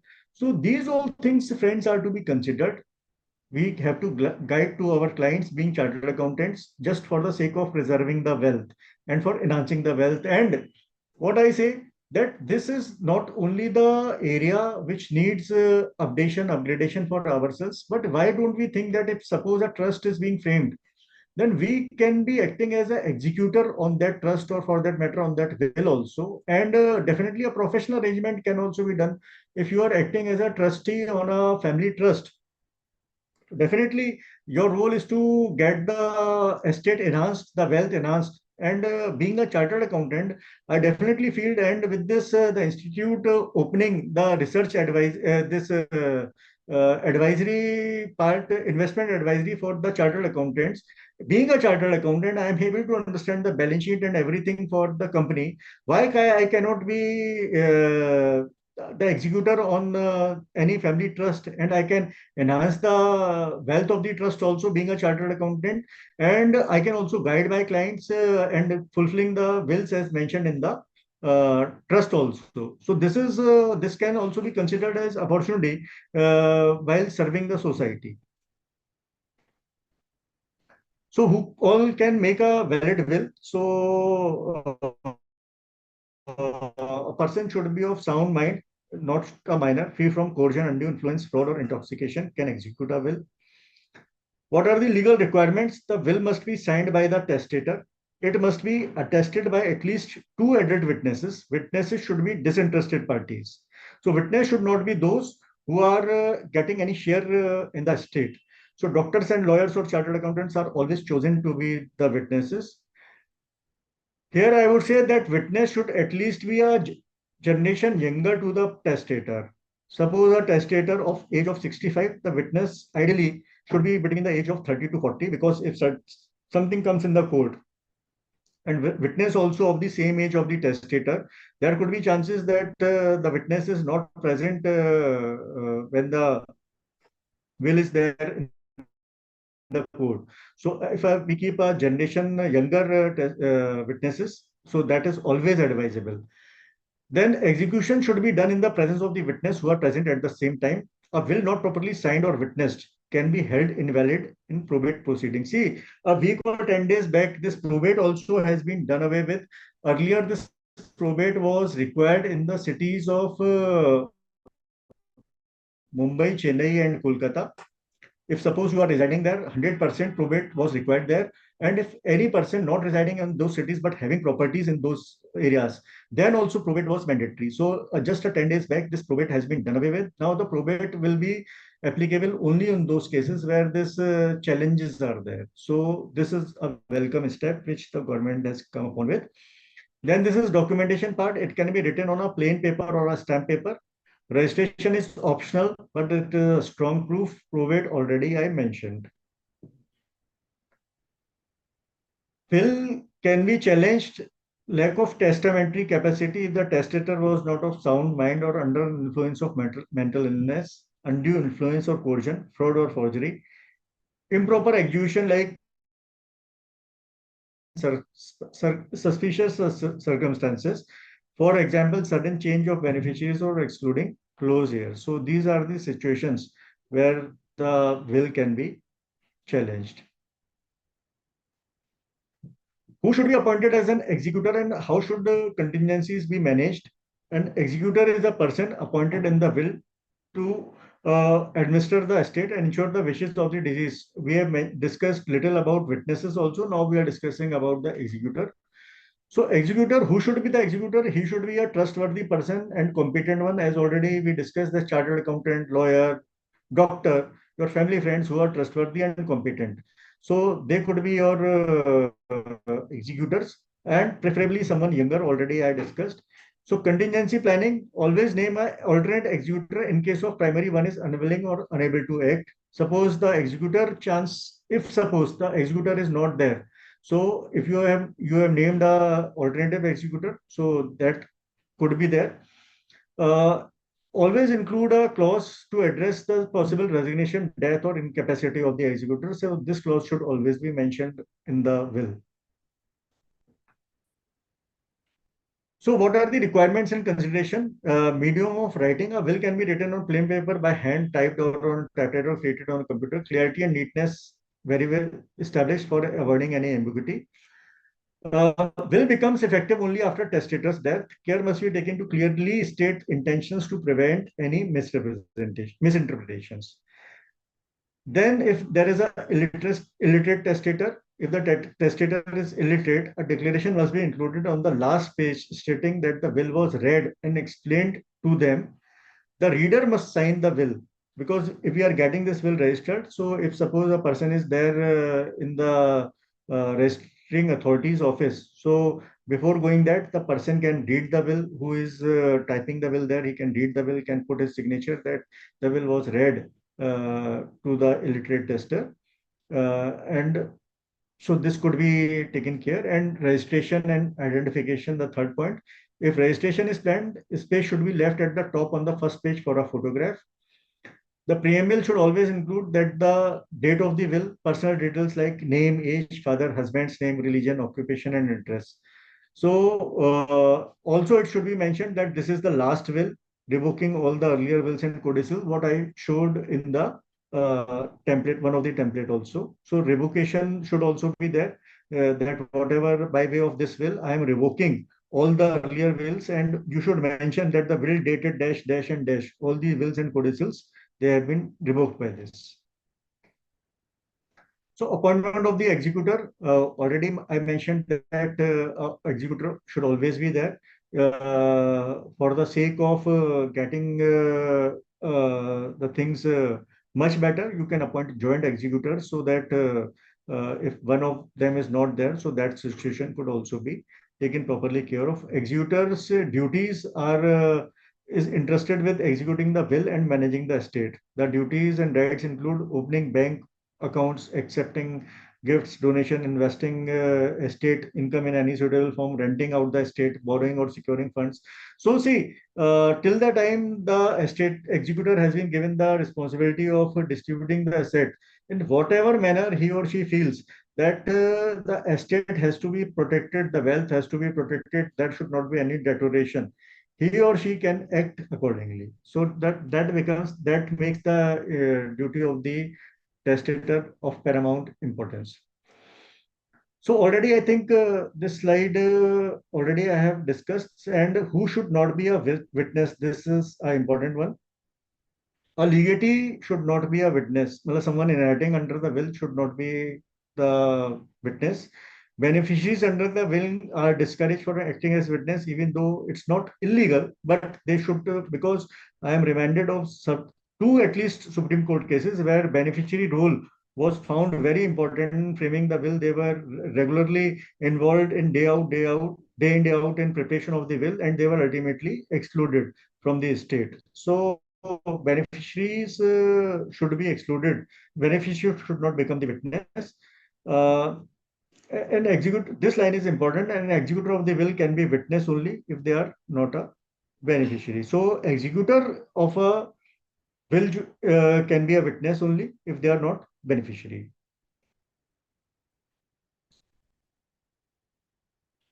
So I think before moving into this, let me just clarify one more important concept, because we are several times into this, that the succession certificate, legal heir certificate. So succession certificate is issued by court only upon petition. It certifies the right to collect debt and securities owed to the deceased.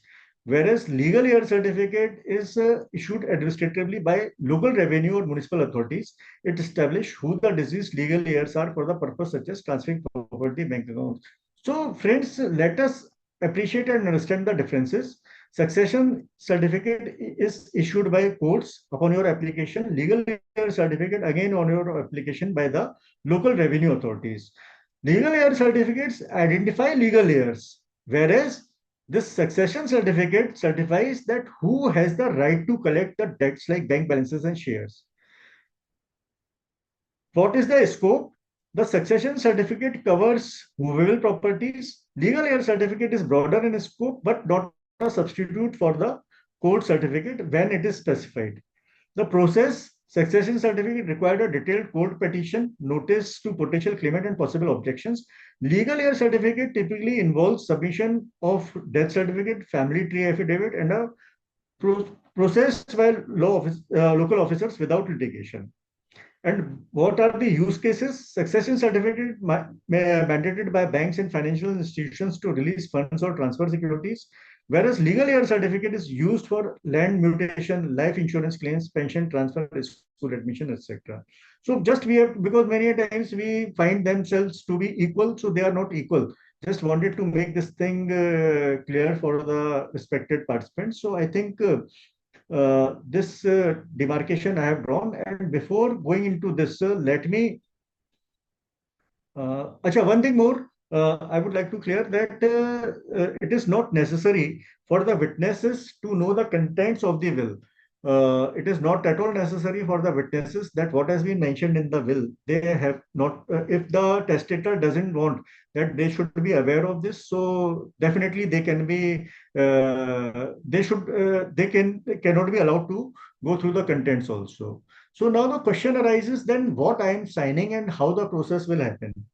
So this is how this is done, that the witnesses who are signing in the presence of the testator will inform, and if you are making a videography also, so that can be mentioned in videography also. Otherwise, also if you are not having videography also, so that can be mentioned in that the testator can write up a document stating that this is the will what I have signed in front of the witnesses. The witnesses have also signed this document in front of me, and I am writing an acknowledgement. I am writing a paper and acknowledging the fact that this is my will, and I am passing it on to the witnesses. So witnesses also are now knowing this fact by confirmation that what the document they have signed, that is a will, even though they are not aware. This can also be mentioned in that acknowledgement, that the letter can mention that the facts of the wills I have not shared with the witnesses. And suppose if later at any situation the witnesses are needed, so this acknowledgement already they are having with them. This acknowledgement they can take it to the court, stating the fact that although they have not been aware of the uh, testator wishes, but whatever the document they have signed, the witness what they have done. So witness on the will remains intact. So this is also important that the witnesses are not required to be aware of what is mentioned in the will. So certain factual things we can share in just last, I think 5 minutes we can do, and then we can go for questions.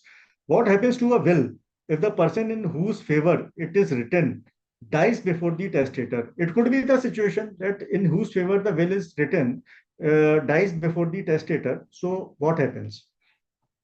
A will simply states, for example, after my death, person A shall inherit my property, but A dies before the testator. Then what will happen?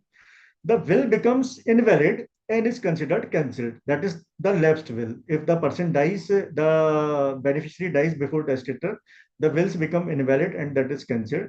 The property will then be distributed among the legal heirs as per inheritance law if the testator has not made any fresh will. If both the testator and the beneficiary die in the same accident or at nearly the same time, then what happens? It depends upon who died first. If it can be proven in the court that the testator died first, the will remains effective. If it cannot be determined who died first, then the will is considered cancelled. So friends, just see that our law has taken care of all these type of situation also. So what are the conditional or complex wills? A testator might write, after my death, my wife will have the right to use the property, but she can't sell or transfer it. After her death, my son A will be the owner. Now, if the wife dies before the testator, then the will does not get cancelled because the intention to pass on the property after wife's death was already mentioned in the will. So that property will not, that will not get cancelled. The property will directly pass on to son. The section 105 of the Indian Succession Act deals with the situation what I have already discussed with the participants. Some practical examples of this section we can take. Uh, will statement, the scenario what is B is made the beneficiary, but B dies before the testator. So as already mentioned, the outcome is the will becomes cancelled. Then this is will says A's and A's children will inherit. If A dies first, property goes to A's children because the intention is already mentioned there. A is given lifetime's right, B to inherit after A's death. If A dies before testator, properties goes to B. Again, the intention is already mentioned. A to receive amount. And friends, these are the conditional wills. So conditional wills is also possible that if you want to put in conditions like this property, what I am given to my son, this property will be inherited by my son, but every month 25,000 rupees he has to pass on to my daughter. So these all things can also be added, and these all conditions can also be placed in the will because we are discussing certain conditional things. So I just thought it right to discuss it with the respected participants. And here the fourth situation, A to receive amount after turning 18. If A dies before 18, B को मिल जाएगा ये. A turn 18 but dies before testator. B does not get it. क्योंकि देखिए इसमें B को तब मिलना था. एक बार मैं क्वेश्चन फिर से पढ़ता हूं, आप लोग थोड़ा ध्यान से देखिएगा इसको. A to receive amount after turning 18 if A dies before 18. A अगर पहले ही खत्म हो जाता है तब बी को मिलना है. अब इस सिचुएशन में ए 18 का हो जाता है बट टेस्टेटर के पहले खत्म हो जाता है. तो इसीलिए इस सिचुएशन में ऑल्दो इंटेंशन है बट 18 से पहले अगर खत्म होता है तब ये बी को मिलता है. लेकिन क्योंकि इधर 18 के बाद हुआ है तो वो सिचुएशन वायलेट हो रही है, इसलिए यहां पर बी को नहीं मिलेगा. Testator and A die in the same accident. If order of death unclear, will fails. If testator dies first, will is valid. So these are the certain situations which I just thought कि मैं आप लोगों के साथ में share करता हूँ. I think 10 more minutes are there with us. Sonia ji, if certain questions are there, I would like to address the question. Otherwise, हम presentation का एक part और कुछ आगे बढ़ा सकते हैं. So would you like to complete the presentation, then we can take the questions? We can So go how on. many questions are there currently with you? I have 3-4 questions which are there open for discussion. Couple of them have been answered, but yes, I would want you to take it. So I would request the participants just to post as many questions possible to Sonia ji, because we are just in the last 10 minutes there. So I will be finishing my presentation, and after that I will be just taking the questions. So as many questions could be possible. So last 5 minutes are there. You just post the questions as much as possible. Thank you so much. So I'm just Yes. sharing. I'm just sharing one more part, and then we'll conclude. Perfect.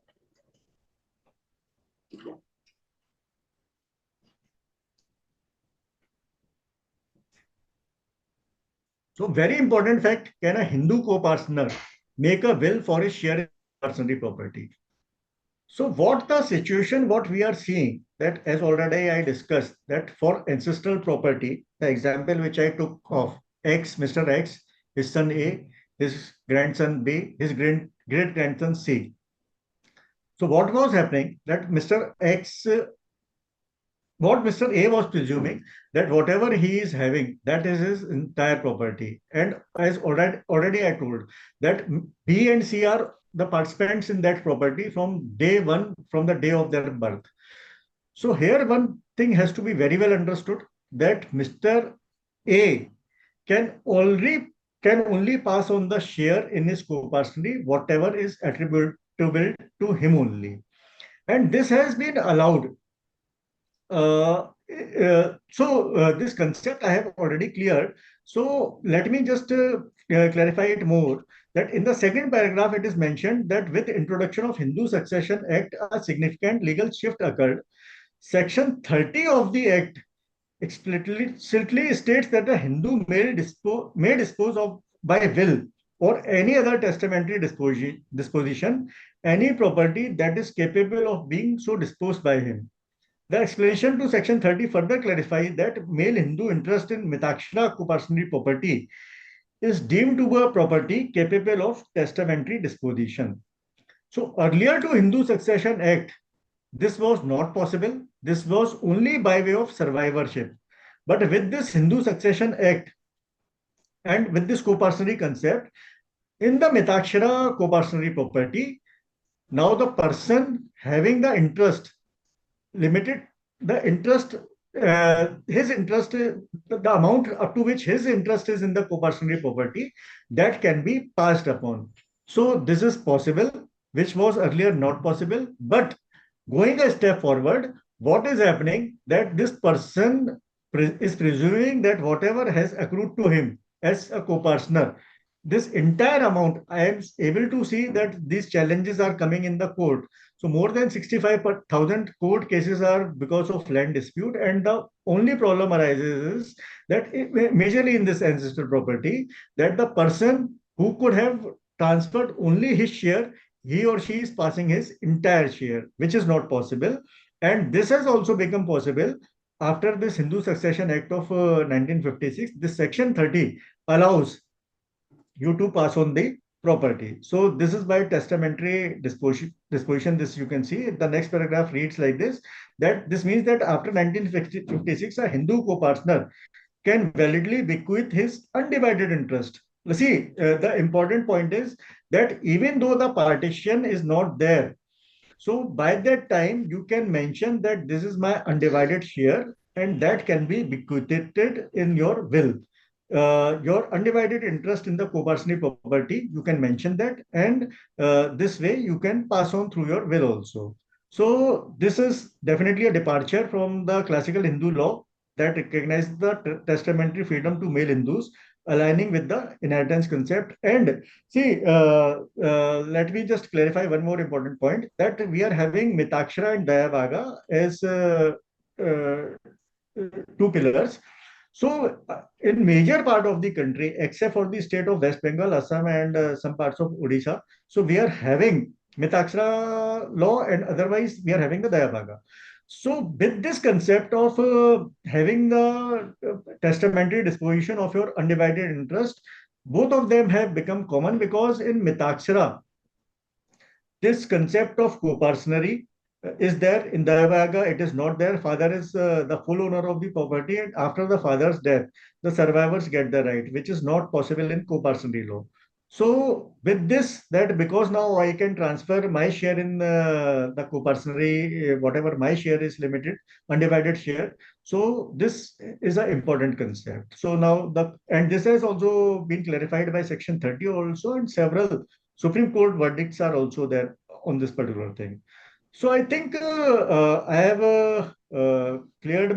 completed my slides, because time is also there for last 2, 3, 4 minutes. I think we can put in this time for clarifying the questions.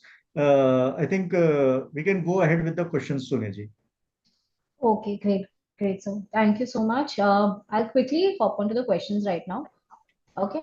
So we have a question. If a will is changed at an older age, who will know whether it was done under the coercion or free will? Sonia ji, just if you could repeat the question.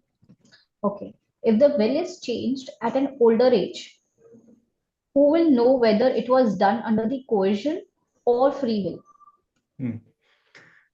So, so this will definitely will be challenged, because see, uh, if you are going for a registration, and that is for this reason, this question you also asked, that whether registration. So registration is a must type of thing.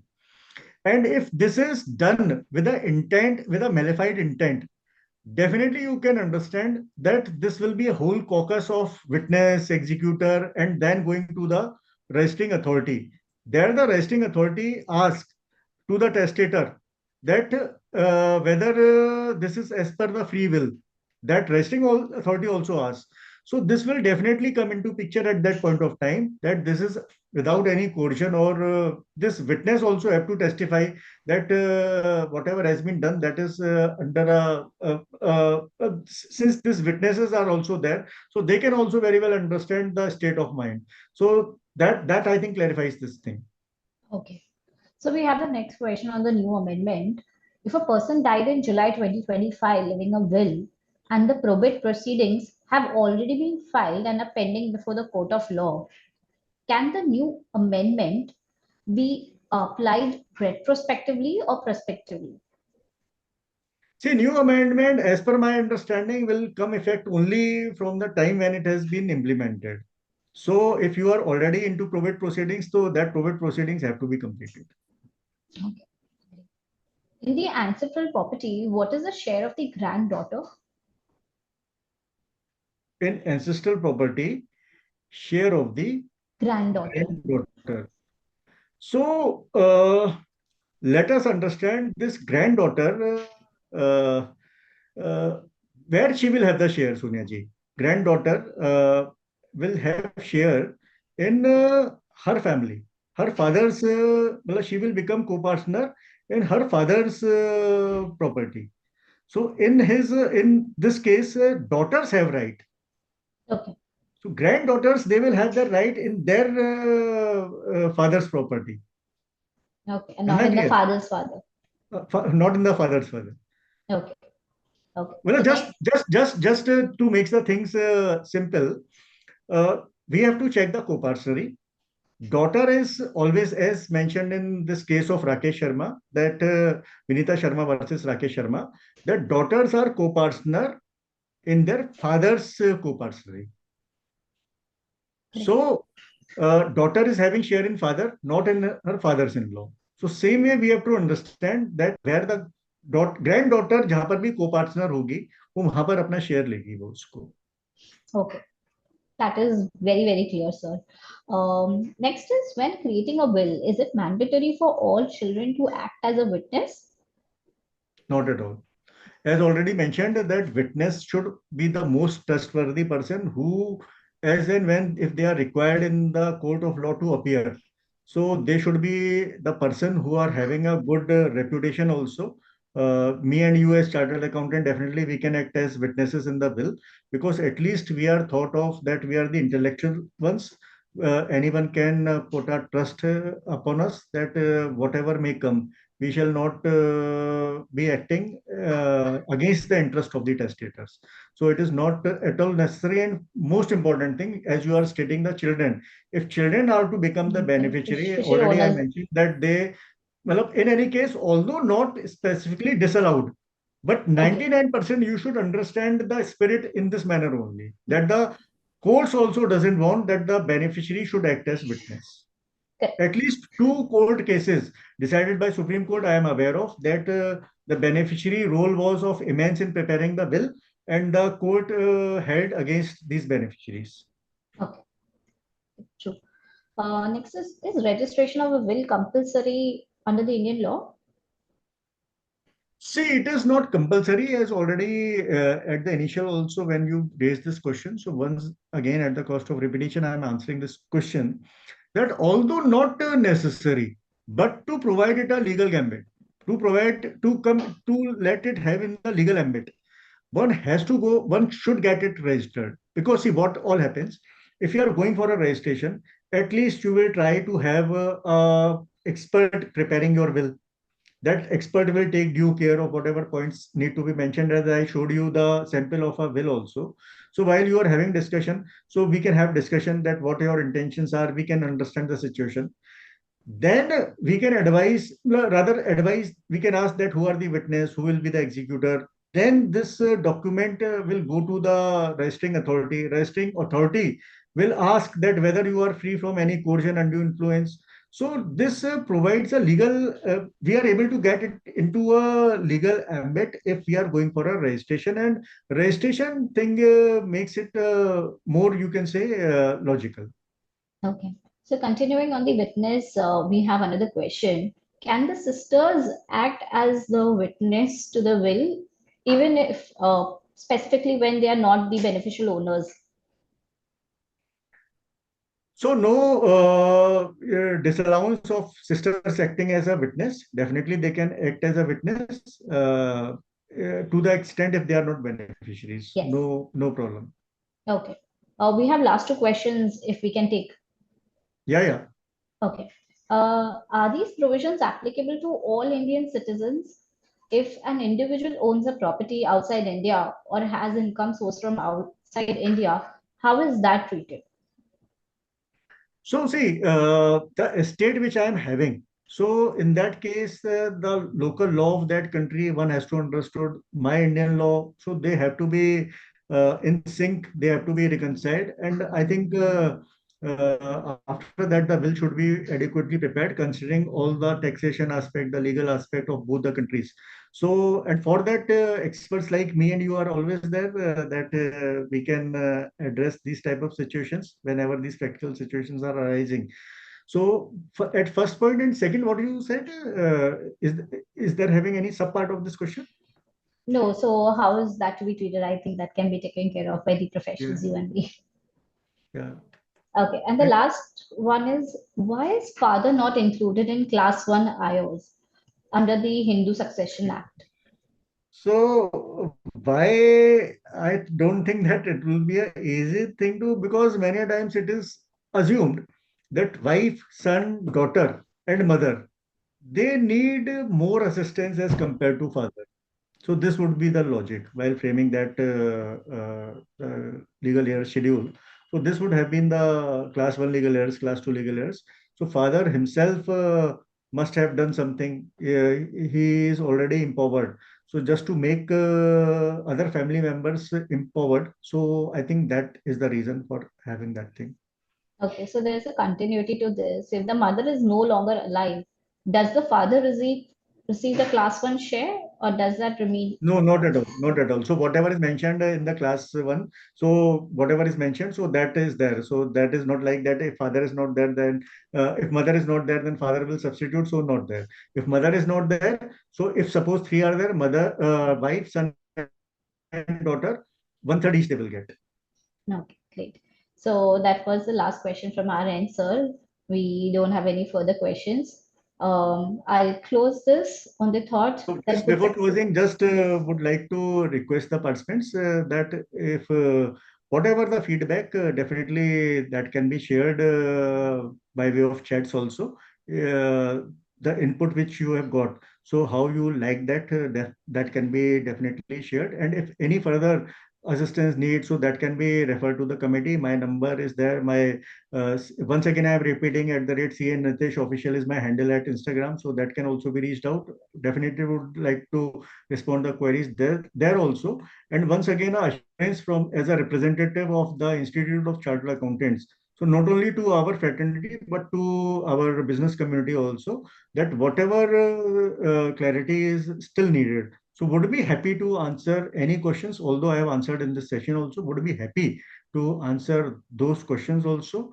Once again, my sincere gratitude to the committee, our team at this committee of Mr. Ravi Ranaji, the technical team, to you, Sonia ji, acting as such a good support, taking up the questions, and to each and every participant who has gone through this discussion, who has understood, who has raised the questions. So my heartfelt gratitude to each and every one of you. Thanks for having this opportunity with me. Thank you so much.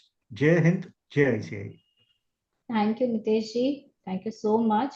I sincerely thank you, you know, to you for your time, wisdom, and guidance, and also to our dear committee members Thank you. and the participants. Thank you. So, wishing you continued learning, leadership, and professional experience. Thank you so much. Ranaji, can we close this call? Yes, sure, sure. Thank you, sir. Thank you for a wonderful session. Thank you, Thank ma'am. you. Thank you for coordinate the session. Thank Thank you. you. Thank you. Thank Thank you you, so Ravi. much, both of you. Yeah, Thank you, thank Tech you. Support team. Thank you so much.